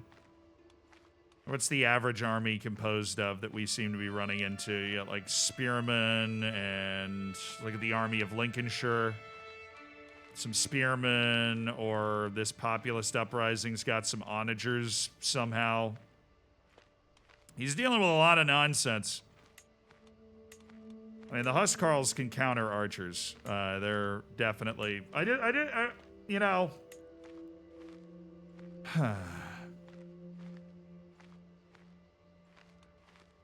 I don't think light footmen would be the worst thing.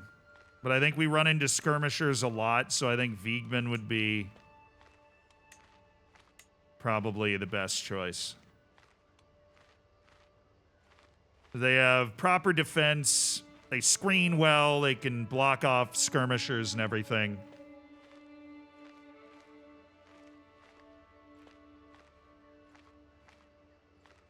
Is it possible to revert this update on Steam? I'm pretty sure it's always possible to do that. What do you not like about it?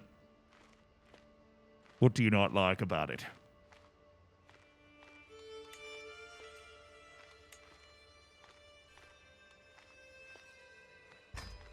Yeah, we'll get some Viegman, and then should be able to just upgrade, and then I won't be able to refill the men-at-arms yet, but we have invested in the upgrades, and then pavilions up to level 2, baggage train. We could upgrade baggage train as well. So we will begin our construction on a baggage train upgrade. Make us even better with our material organization. Okay, I do have a lot of contracts. I would like to move my camp first, but I can't do that, and all the contracts will go away. So this guy is Reeve Ethelwolf up here. Oh, I guess I can literally just look at the map. Okay, this is Ray's building. What? Requires competent hands and craftspeople to supervise the construction project. Okay. Settle a boundary dispute. I am not a bad steward, although that's probably not my best hat. Murder a foe, and then where's the other one? Escort and emissary.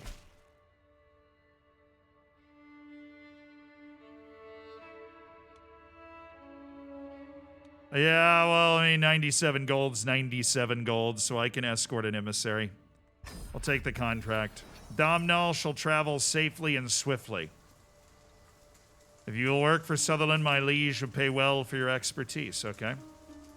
Trying to just get Domhnall to Ulster. Okay.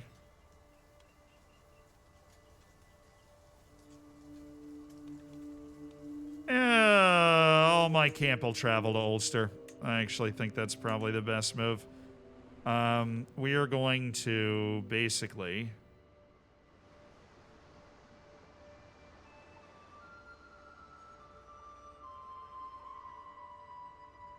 Could just sail around.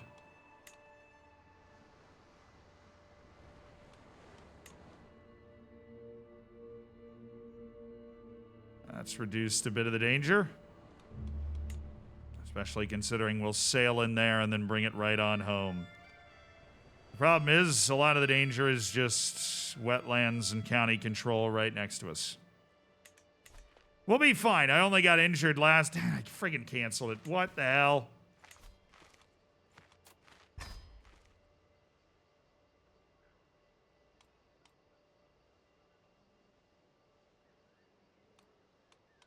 Man, I'm bad at that. I'm real bad at that.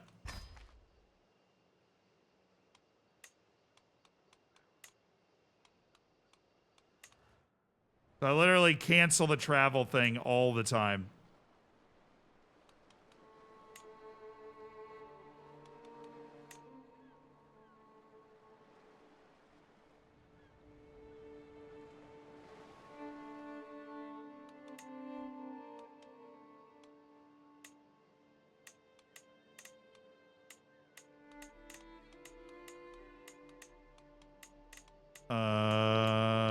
I think wilderness kit. Yeah, wilderness kit's the only thing we should be purchasing. All right, purchased. On the way.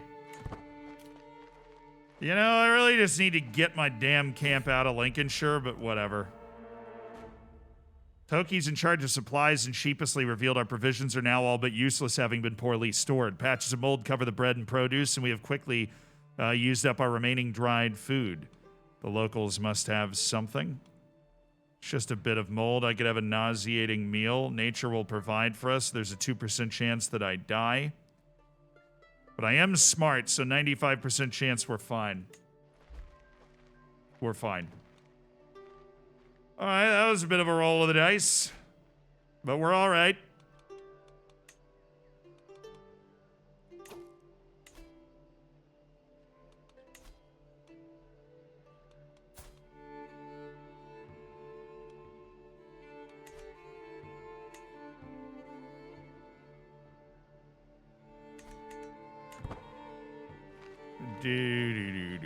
Sturbjorn's still in prison, so that's fun for Sturbjorn.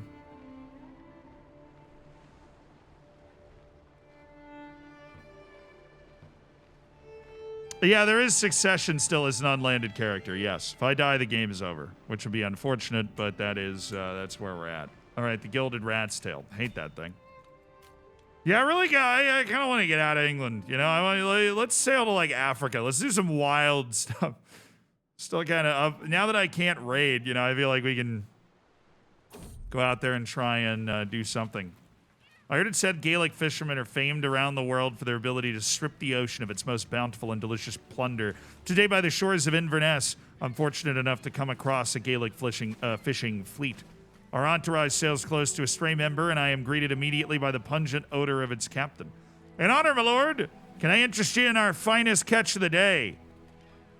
Your fish of your life, sailor. Wow, that prowess challenge. Dude's actually a baller.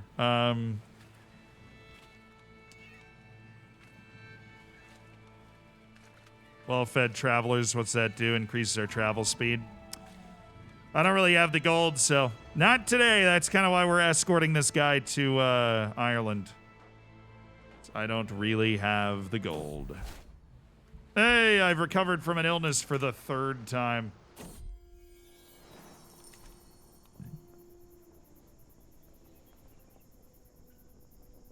Cool. We have delivered the emissary for Momar Malbrigta of the Highlands. And now we travel back to our camp. Toki got the nickname the Trembling. Can we get somebody that's like actually cool and tough for a change? Oh.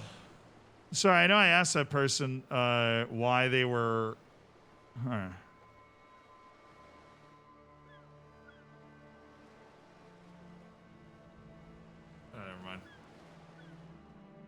We should move our camp, though. We're, like, in the middle of a sucky thing. I am kind of famous, though. I am a distinguished adventurer. You know? I can refill my men-at-arms. A little low on provisions, honestly, overall, but we've completed our baggage train, which means if we have the right finances, we can actually increase the size of our Viegman regiments. Nature will provide for us. Once again, we have to do this because Toki's poorly stored things. I had a 95% chance of not being ill. And I got ill again. Traversing the wetlands in the outskirts of Papworth, we're suddenly attacked by a swarm of bandit riders out for blood. We are so close to the holding, surely Reeve Beofirth will send help. As time drags on, we're chased by the scoundrels for the longest avoiding battle. It becomes painfully clear that no help is coming. How could a ruler let malicious riders like these inhabit his borders? My champion Orvar rides up to me, a solemn look in his eyes. We both know the tactic that we have practiced in the past.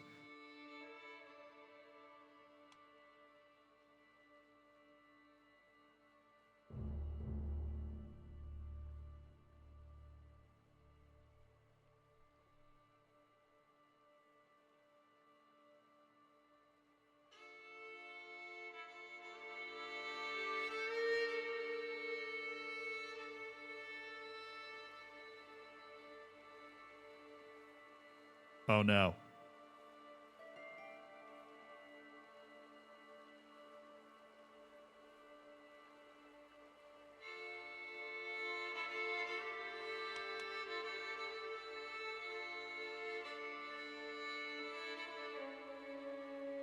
Guys, the tactic is Orvar sacrifices himself.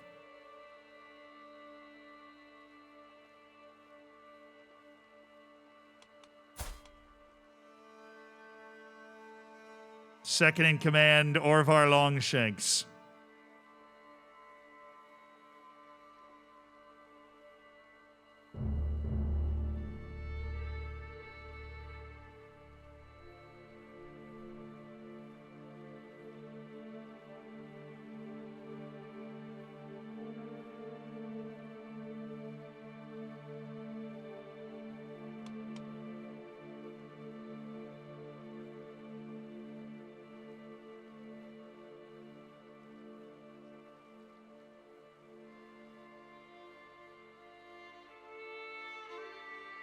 A good man. He was a good man to the end.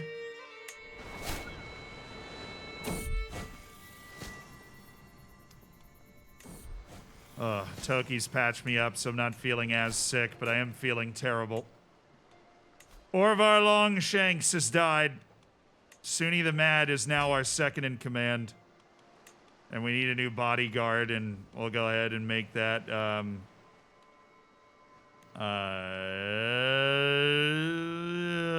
we'll make it Nyal. He's a good fighter. But our second in command is now the only original guy we have left, Suni the Mad.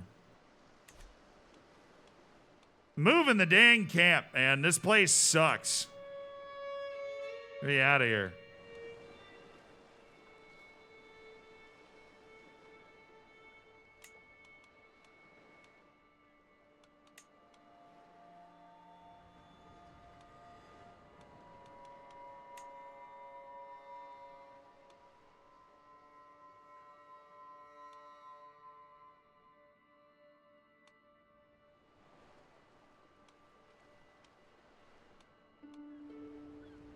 We'll head to the county of Lyon.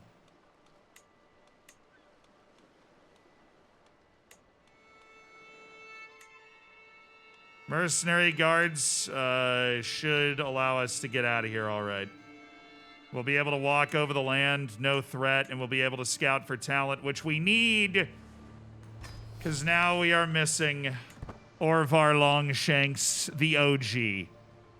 Whoa, England just exploded. Hello. Sounds like a good time for me to get my butt out of England. A lot of lack of county control and disastrous stuff going on. I've made my money. We've added our troops together. Made lots of money. Improved my camp. Improved the station. But we need more quality people. I don't have quality courtiers. Whoa. The seas around here are thick with Ashkenazi traders going about their usual craft, carrying rare and exotic goods from one port to another. One such merchant ship holds an item within it that immediately takes my interest the moment I lay eyes upon the Ashkenazi sword. I know I'll never find anything like it back in the Defenders of Loans. And it simply must be mine.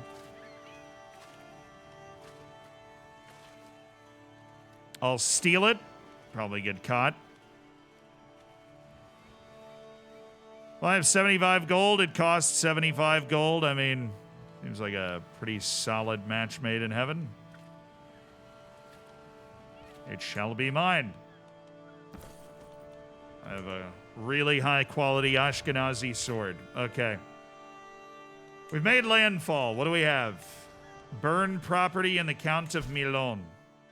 Generous pay is offered for the urgent ground clearance. Confidentiality is necessary. Hasten to Boulognon's, the Count's castle. Okay, where are you at? Trying to clear the peasants out? All right, sweet. I can do that, dude. No problem.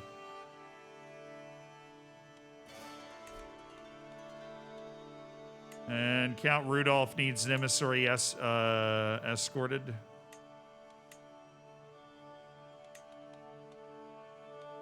Well, I mean, where, really, Rudolph? Where do you need this guy to go? Must carry me to Pamplona, bro. It's the opposite direction.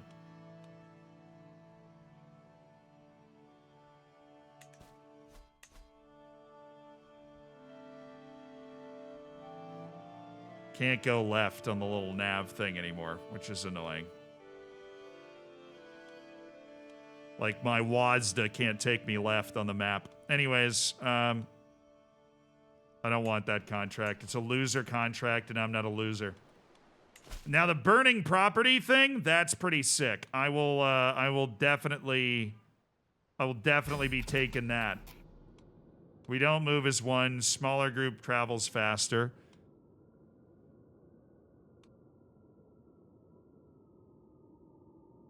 We travel without our domicile, yes. So that's that. I'll just have to travel back.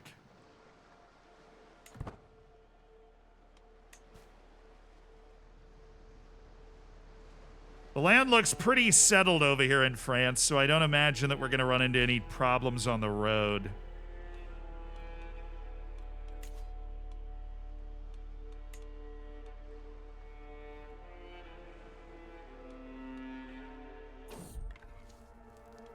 Oh, of course we did. Signy is not doing well. Should rest and let her fully recover. Delay it by 21 days. Toki treats her and she loses the trade ill. Let's just do that. I've been sick the whole damn time. You don't hear me complaining. Signy, get it together. We've got a building to burn. Or land to clear or something.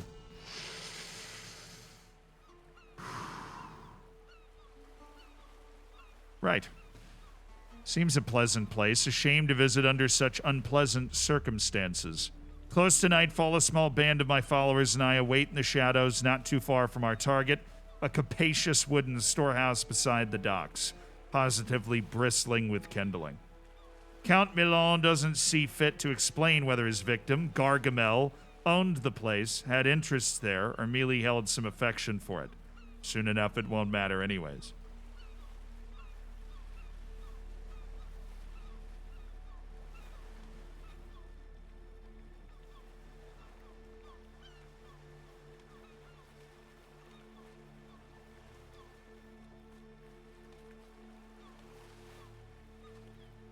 All right, the usual pairs.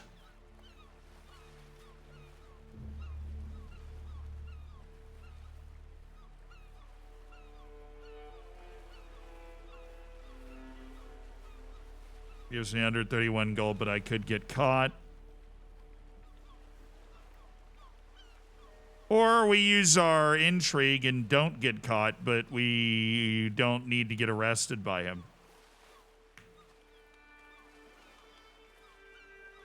Stay quiet or away as soon as the fire's taken. Usual pairs, cover all the exits, keep your nerve. I think we do the intrigue thing.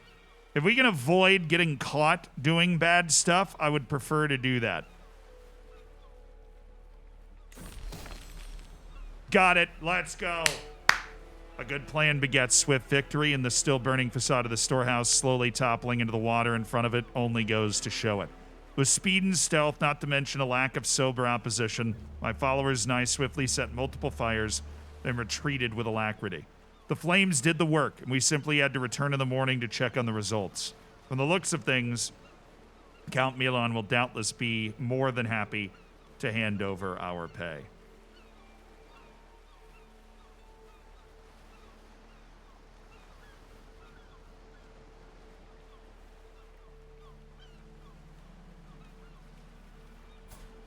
I can let him know it was all me, and then I gained 20 experience in the bandit branch. I don't know if I want that. That gives me more martial.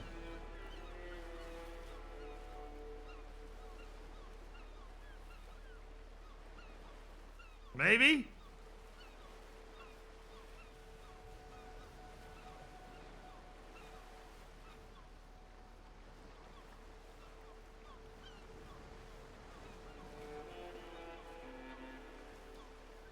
Yeah, you know what? I'll take it. I got nothing for Western Europe. I hate all these fools. Let them know it was me.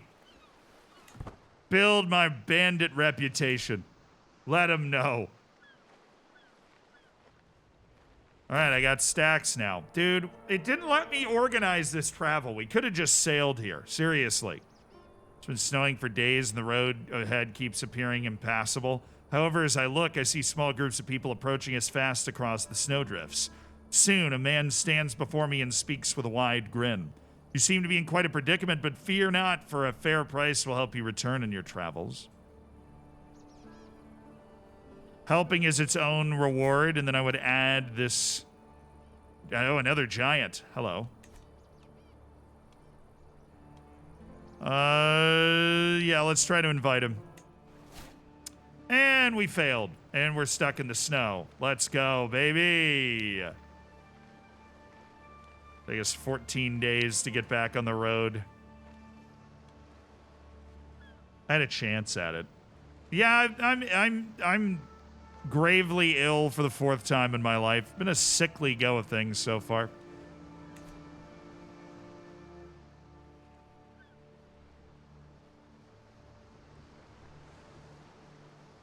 Contract completed. We are back home. Settle boundary to improvise spycraft. What? Count Ulfred. Oh, right next door. Okay, that's easy. Wishes it be known he is inviting useful revelations from across the kingdom and beyond. What?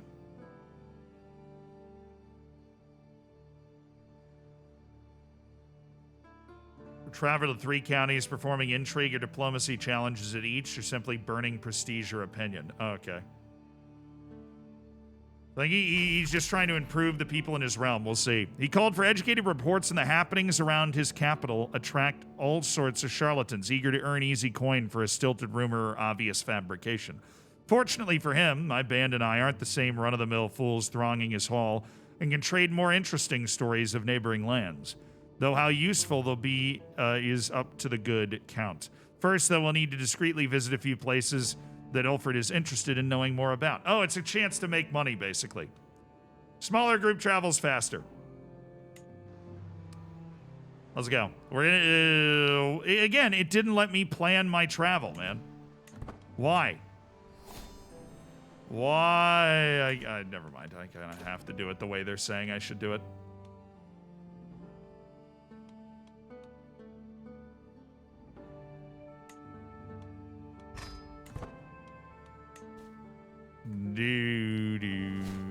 Hey, I visited the kingdom of Brittany's capital. Yay. Okay, hi. Gossip spreads through commoners faster than fire through an old city, and there's no faster spreading gossip than rumors of the Lord of Montague's suspected adultery. Ah, hello, Count Archambault. French are always up to something down here. Of course, no one would dare voice something so brazenly entirely openly, but behind closed doors after a cup of wine or two and with the mysterious figures seen about court, people are guarded, but their thirst for scandal still renders them vulnerable to a little tactical questioning. I'll put my ear to the ground. 95% chance of success.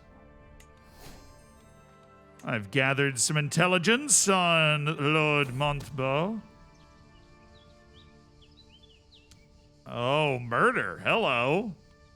All right, Count Joffrey of Tours, you've murdered somebody. Some say it's Count Joffrey himself, frayed patience causing him to thirst for some poor fool's untimely end. Others that the rumored plot is actually against the Count, or merely the political jousting of some of his more ruthless courtiers with one another. Everybody's keen for a little gossip. But a little diplomacy challenge gives me a 92% chance of being able to pull this off. And I've managed to pull it off. Stick in the wheel? Come on. Bank! I hear Colbean shout out in panic. Soon thereafter, I hear a loud cracking sound, like that of wood breaking or my patience finally snapping. I step out of the dirt to see splintered remains of a wagon wheel. My wagon wheel. I'm sorry, my liege. It was my turn as lookout, and I fell asleep at the reins. Oh, dude, because I'm so ripped and huge, I can literally sigh loudly while heaving the wagon off the ground and just lift it up.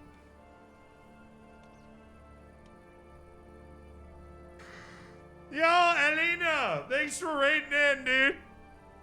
Hope you had a good stream. Hope you had a good stream. Welcome to everybody that's coming in. My name is Zealand. This is my natural hair color. We are playing Crusader Kings. And because I'm so unbelievably jacked, I just picked a wagon up off the ground with my bare hands. We are traveling around a kingdom to try and learn dirty little secrets about people so that we can then sell them for money. True Swede, what's going on? Well, I'm playing a little. We're playing a little Crusader Kings. We're doing a little crime. We've rustled a lot of cattle, which made us a lot of money. My guy is down in the bottom left. If you're wondering why it looks like he's freezing, it's because I am gravely ill at the moment. If I die, I don't have an heir, so the game would be over. I am a landless adventurer right now, which is like the new DLC in the game. But I do hope you all had a good stream. And, my beard's all, it just keeps getting caught in the mic. It's a real piece of work. I'm surprised you're back from TwitchCon already, dude. That's like an 80 million hour flight. So what'd this guy do? Count Eudes? This little pipsqueak, what's he up to? All the excitement in Angers is at present directed solely towards an upcoming lesser feast that Count Eudes intends to hold. Sadly, the affair will apparently be just grand enough that it has managed to capture the imagination of every halfpenny rumor monger, chattering gossip, and eavesdropping gutter snipe across the city. Some incredible phrases there. All the talk is focused on who is likely to be invited and who not, what food will be served, what entertainment. Not exactly the best environment to be probing for more strategic information. Watch me work. My diplomacy skill is super nuts, so it's time to work my charms. We've gathered some influence. And that means I can come on back to Count Ulfrit with tales of woe about a few of his rivals. One of the guys murdered somebody, so that was definitely notable. That makes me a few monies. Oh, but the food at Count Eudes' court, something. A far cry from the usual rough and ready fare that I'm used to. I'm glad you could answer my summons, Eudes says, gesturing in my direction. I'd like to see if there's anything we can do to help one another. I wasn't summoned here by you, technically, but thank you. There's certain times that a man of my stature can't quite get down in the muck as certain jobs require. Now we're talking about our specialty. Now we are talking about our specialty. Oh yeah, sorry, my name is Dan Torzelenson, from Iceland. We've made our way down to France in search of wealth. Oh, well, gold never goes amiss. Gets a weak favor on me. No, I don't want to... What?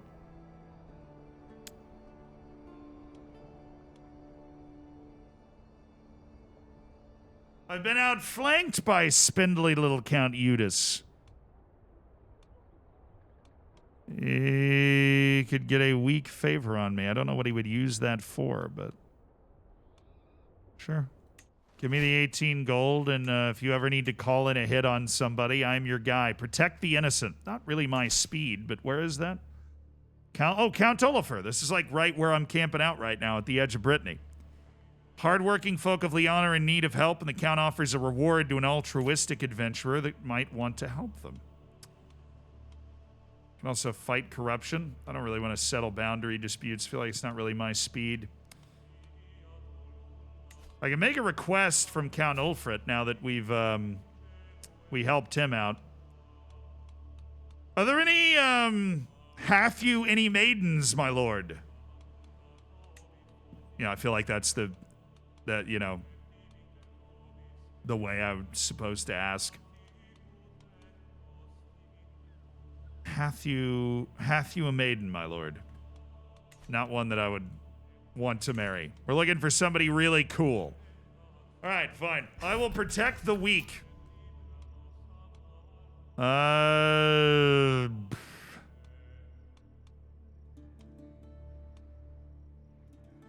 Ensure their safety. We'll make sure we succeed at protecting the weak here.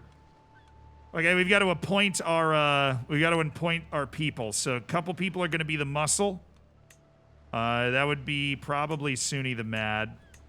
Although, who's our best lookout? Toki the Trembling? God, Toki. I'm missing my great lookout now. Wish I had better lookouts. Thug, Nyal's the best outcast. That's, I don't really know what we're doing here. The roads are full of dangers and bandits and animals, foul weather that have affected the contractor's subjects. Oh, we're just basically going to be the police for a little while. Okay. I can do that. Suni the Mad there, and then Colbean there, and then Asbjorn. You get to protect the innocent as muscle. I don't really use Asbjorn for much of this stuff. Suni the Mad, my OG. Not really that good at this, but we should be fine. In the meantime, I'm frigging ill, so we'll sort that out. Number of knights +2, number of men-at-arms regiments +2. Hey, I'm no longer sick. Let's go.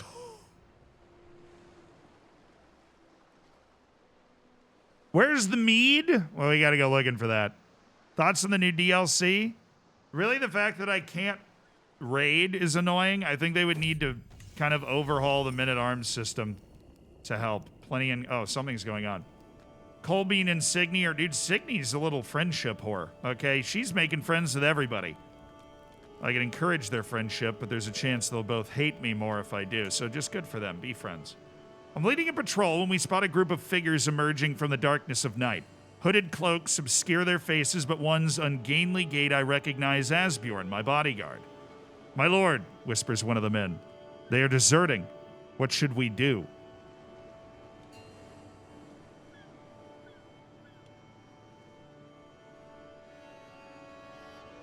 Asbjorn's leaving my camp? He never had the stomach for, subterfuge and crime. He's a big softy. Apprehend them immediately! I will not stand for this in my camp. So I imprisoned him, right? He's in my prison now. Did I lose that? That was a 2% chance that he would get away. I think I lost it. I think Asbjorn's gone. No, he's still here. What the hell happened?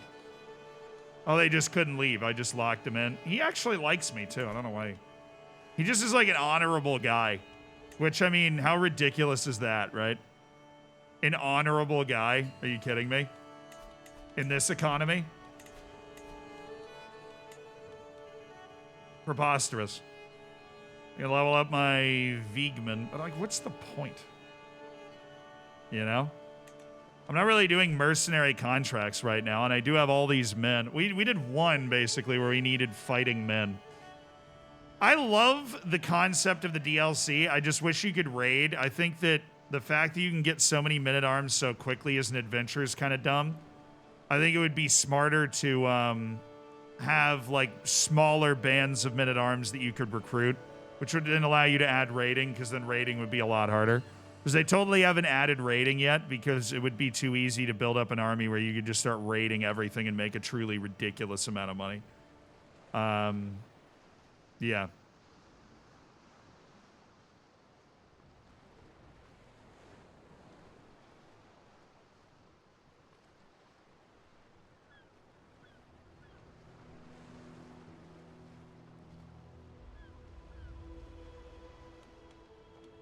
All right, roaring campfire. What were the bonuses I could get for the roaring campfire thing? Poets and musicians, capering fools.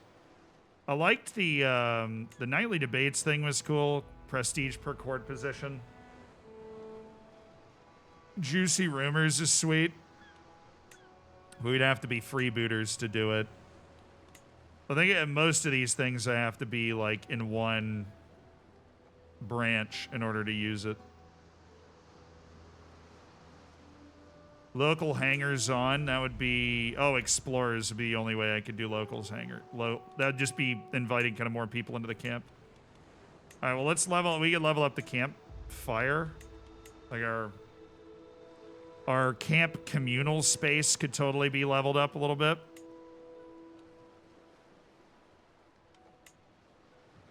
Oh, that's the one I need. That'll upgrade the max size of heavy infantry regiments and give me like a truly ridiculous collection of troops. Oh, the deserters. Cool. After a short scuffle, the deserting soldiers are apprehended. Every soldier present, both loyal and not, know that the punishment for this kind of betrayal can be harsh. The air is thick with anticipation and fear. My lord, Asbjorn meets my gaze with tired eyes. They're only children. We just want to go home.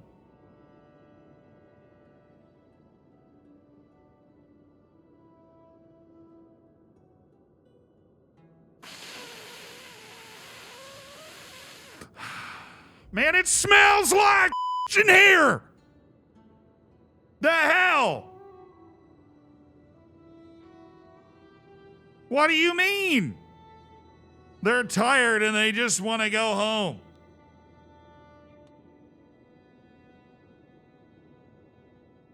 The hell you talking about?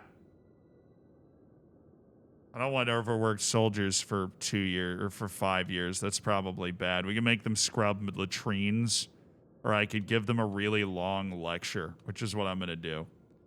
Let me tell you a story about discipline and honor.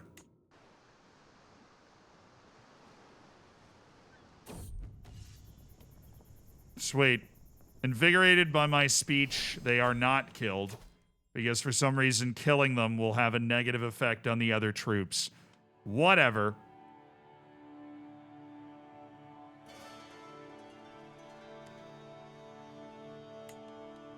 Hey, it's stalwart leader. Reduces the risk of commanding armies, which is something we totally need. Let's check in on our scheme progress now that Asbjorn is like still in charge of whatever nonsense we're working on. All right, we are very likely going to be successful at this. Just need to pass a few more months and we'll be okay. My hook on Chieftain Garter of Osterland will expire. He's too far away for us to even interact with, so I don't think we're going to be able to use that. Thanks. Appreciate it. Boss man. Is home here now? Yeah, we're in Brittany now. We don't see the options. Oh, I am in the wrong corner. Sorry, I'm supposed to be in this corner. I borked that. My bad. The options were to execute them, lecture them about honor, or make them scrub the latrines. Signy moans. She rides alongside me. I raise an eyebrow in silent inquiry at the woman's exclamation. She's complaining about her head. She simply slumps down across her horse, whimpering and clutching her temples. Clearly, someone had a good night last night. Nice. I can slow down for her. I can laugh at her predicament. Or I can kick her horse into gear. But honestly, I'll slow down for her. We party hard, but we get the job done in this unit. But I got no problem with partying hard. You won't catch me complaining about partying hard. Head of faith established on the other side of the world. Cool. Good for them, man. They're all the way over in Tibet, I think. Hey, maybe we should sail that way. We could adventure all the way over there if we wanted to. I mean, we would have to do jobs along the way and put our provisions together, but there's nothing against it. I think after this job, we get out of France. Maybe we go down to the coast of Africa. Start to explore what's up. I'd be cool with that. Unfamiliar rations. The culture in Lyon is unfamiliar and some of their customs equally alien. This has proven especially true when Colbean, acting as our cook for the evening, beckons me over to look at the stewing pot. It's a local recipe, supposedly authentically Breton. I was assured so by a passing merchant. I look at the substance with suspicion. Is that stewed vole with turnips? Blend it with herbs from Norse cuisine. Boom. Expanded culinary horizons is actually awesome. Every follower gets new tastes for 10 years, which increases or reduces their gain of stress.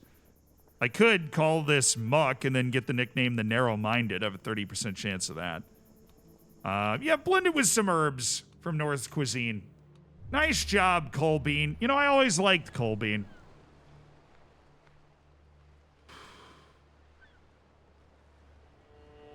Always liked my boy Colbean. All right, let's do it. Execute the scheme.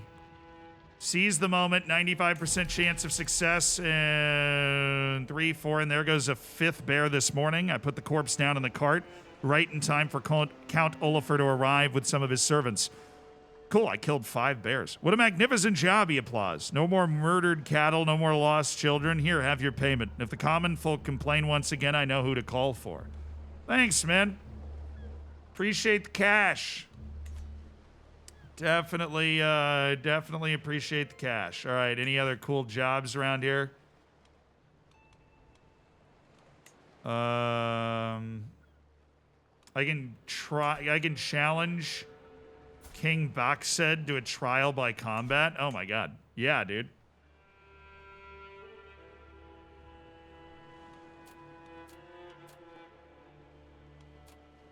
%, dude. I'll win this every time. Yes.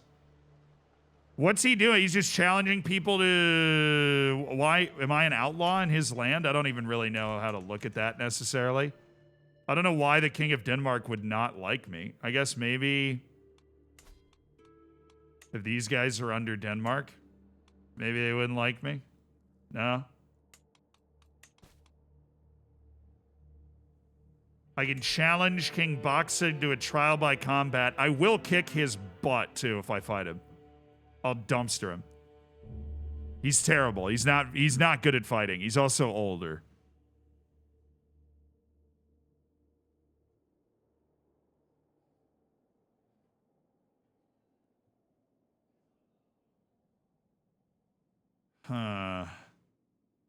Yeah, dude, let's do it. Fine. Trial by combat. Let's go.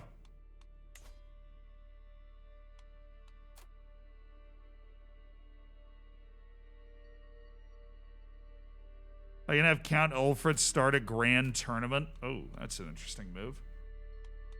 Then I'd be able to fight in that grand tournament.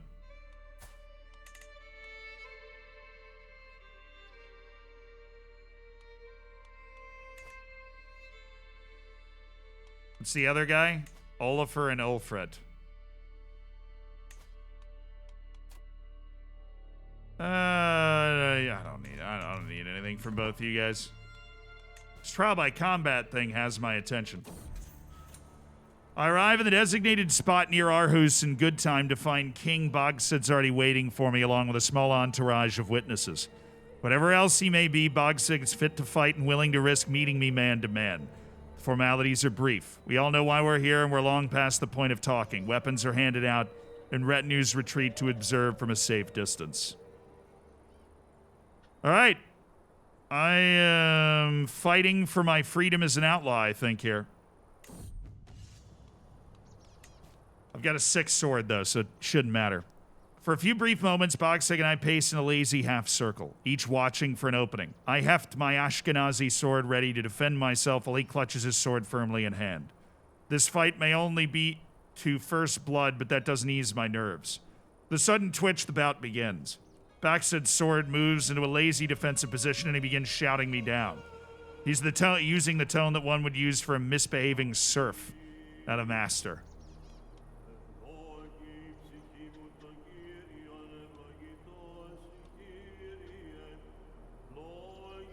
All right, I'm going to go with a lightning assault. Attack first, attack hard, on guard. You try to overwhelm Bogsid at the start of the bout. Very high increase the likelihood of success, but a high risk of injury. or I can strike, parry, riposte, an expert onslaught.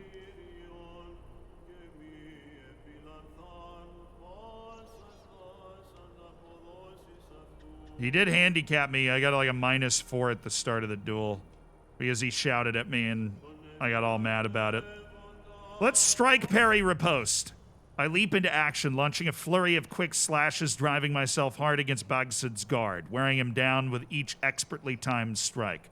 He tries to feint left with his sword, only to strike for my heart with a concealed dagger in his offhand. My form is good, with only small errors, and Bagsid's stance is passable. We're evenly matched. Okay.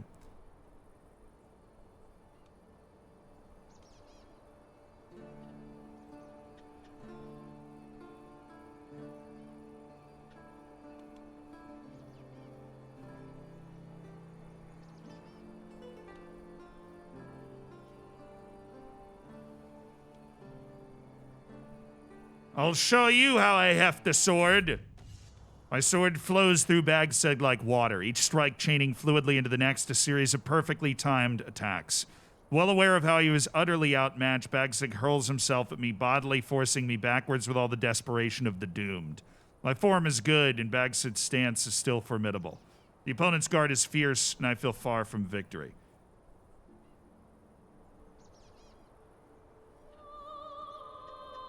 All right, my diplomacy challenge against him is apparently just not going well. I can go after Bagsig's failings, or I can go for another expert onslaught. I'll do that. I leap into action, flurry of quick slashes, driving myself against the guard, wearing him down with each strike. Bagsid hesitantly tries to launch a quick slash, but the blow is easily swatted away. His stance is starting to fail, and my form is still excellent. He seems close to faltering.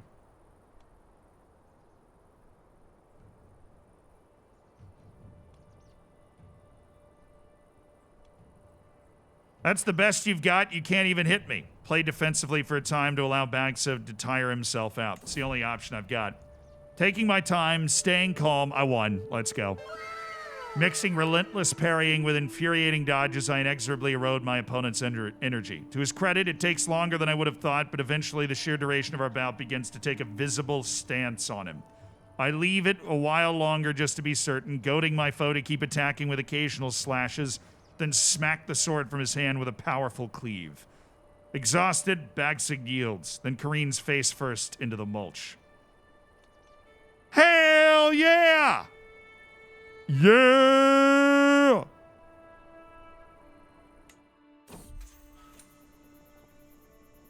Resting easy back in Brittany, I exult in my success, my sword laid on my lap. The satisfying aches and pains across my body remind me of the small moments in the bout. Little victories and fierce-fought defeats, each winding towards Bagsig's loss. A sack of silver rests against my shin, the satisfying weight of a testament to justice well served. I had each coin counted one by one in front of everyone before we rode home. Yesterday we put our quarrel before the gods, and the gods answered wisely. Oh, I had learned an imprisonment reason on King Bagsid. Okay. So I was able to fight him to demand money. So it actually wasn't me fighting for my freedom. It was me fighting to use my knowledge against him. We're going to move our camp. West coast of Africa, baby. Here we go. Thinking should just be able to sail on down. Now, there are some pretty sweet little things to hit on the way down. We can stop by whatever this is and then bring it back out to the ocean and then... No. And then put a point there, and then sail right in there, and then we sail right back out to the sea. Not getting any crazy. Actually. We will go in to look at the Roman walls of Lugo. This is the Forum Brigantium. I actually have no idea what that is. Ancient lighthouse is said to have been based on its more famous sister in Alexandria, having guided seafarers for untold centuries. It remains important to Galicia's coastal trade. Some claims you can glimpse Ireland's green coast from the top of its tower, but gazing out, you see only endless sea. Capital of the Kingdom of Asturias. Capitals are always helpful for this sort of stuff. The Rock of Gibraltar. I'd love to check out the Rock. Looks like this land is certainly troubled, so we'll bring it on down here. I got no reason to want to land there, honestly. The Igil mining pits. And the capital of the Kingdom of Yorubaland.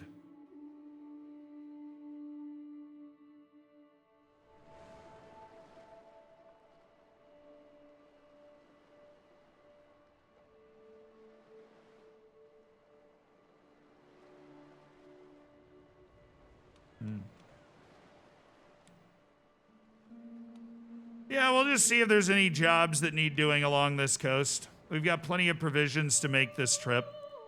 The dangers we're running into are hills.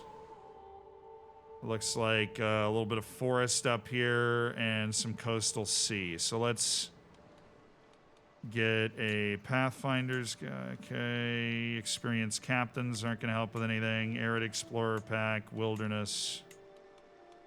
I think some Pathfinder's gear, and we should be fine. We'll scout for talent along the way. Let's get on the move. Here we go. We're leaving Brittany. We are on the road again. On the road again. I just want to be on the road again. I'm almost done building the new stuff we need for our new baggage train. Got a baggage train level 3. That gives us an even better ability to move. Let's sail on down. Visit the capital of Asturias. The Iberian Peninsula is in turmoil, a conflict born of its storied past. Outsiders covet the land, and the great Muslim and Christian powers seek to sway its people. But those who live and die on its soil will ultimately determine its fate.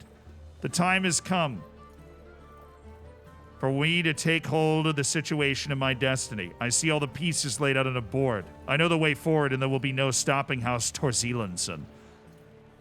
I don't know about that. I'm now an interloper in the Iberian struggle. It wasn't really what I was, not really what I'm here to do, but okay. Because I've visited Iberia with my host, I am now considered a party of the Iberian struggle. I don't really want Spain. I'm not fighting for Spain. I want to travel to lands that we couldn't even imagine. I want to travel to like India and stuff. All right, we visited the big lighthouse, and now we're visiting the Roman walls of Lugo. That's a lot of lifestyle points.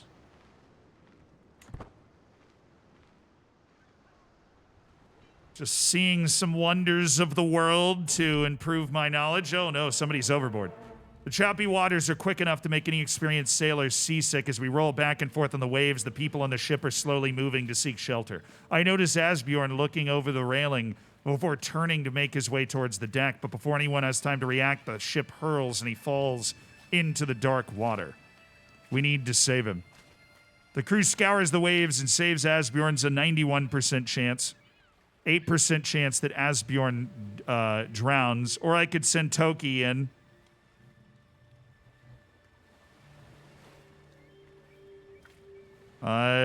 Toki would gain the trait wounded, but would also would save him. Well, it's worth it. Toki, you got it. We'll keep Asbjorn. It's always Asbjorn, man. It is always Asbjorn. Finally got Toki going, okay. All right, followers.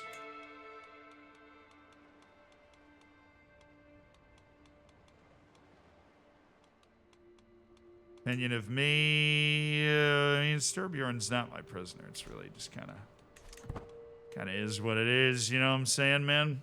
He's just there. Why do I look like one of the Blizzard Vikings? What if I am? You know? If I am. Anyone know if I can continue to play my old save on CK3 with the new update? You can. I don't know if the DLC will, like, transfer to what you have. You won't just suddenly be able to go unlanded, you know, in your save. But I'd assume that's probably not what you're asking about.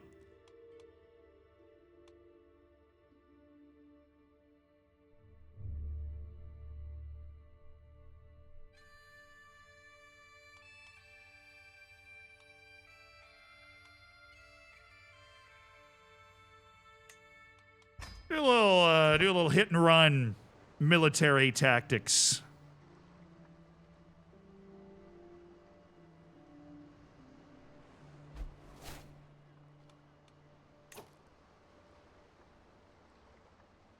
Dang it, Sunny the Mad and y'all are beefing. Of course they are.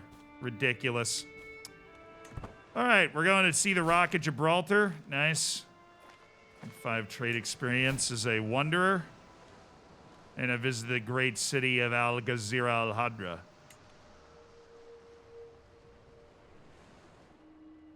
And the coast of Morocco. That's what I wanted. Just sit down, see how the Muslim world's doing here in North Africa. See if they could need, they need any help.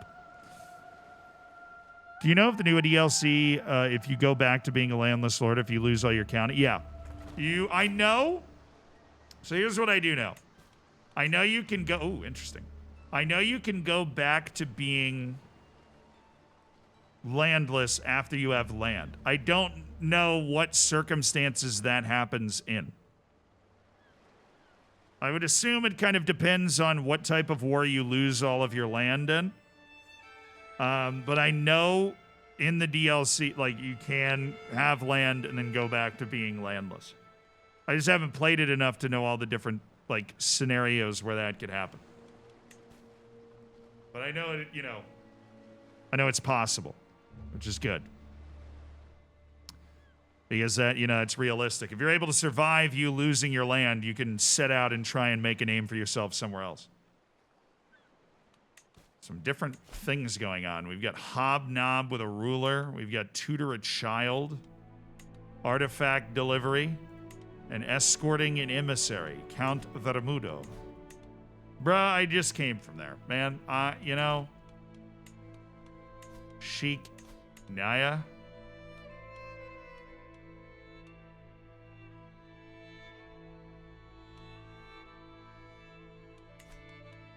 Looks like our contracts are only available a little farther north. They're all right here. The southern Spanish Tulatua region. All right, but that is where we're going to leave it today. We have, I have really enjoyed this new Crusader Kings up. It's cool to play a game like Crusader Kings that I've played forever, and then be going through the process of learning a lot of things about it. I don't know everything about it. We will play this tomorrow. We've got network game tomorrow, and then we will play this after because I'm definitely super into this, and I want to see what we're going to be able to do with Dan Torzelandson. Sad we couldn't just go to war and raid, but becoming a criminal's been awesome. No raid today. I hope you guys have a very, very good day, and I will see you tomorrow for network game on Football Manager, and then we'll play some Crusader Kings afterward. But thank you guys for hanging out today. Thank you to Elena for the raid. Fun hanging out at TwitchCon with them. All my favorite Scandinavians. What time's network? I don't know exactly. I think it's... just keep your eye on schedule updates. I'll tell you when I know. Keep your eye on schedule updates. I'll tell you when. But love you guys. Thank you for all the subs. I'll see you tomorrow. Bye-bye.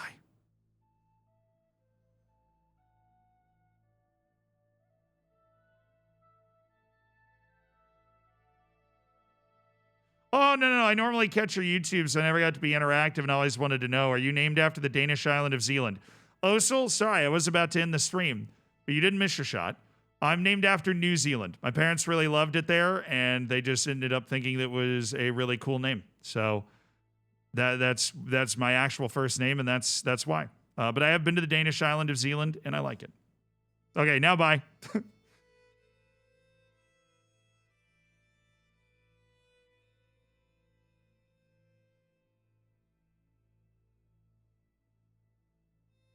Yeah.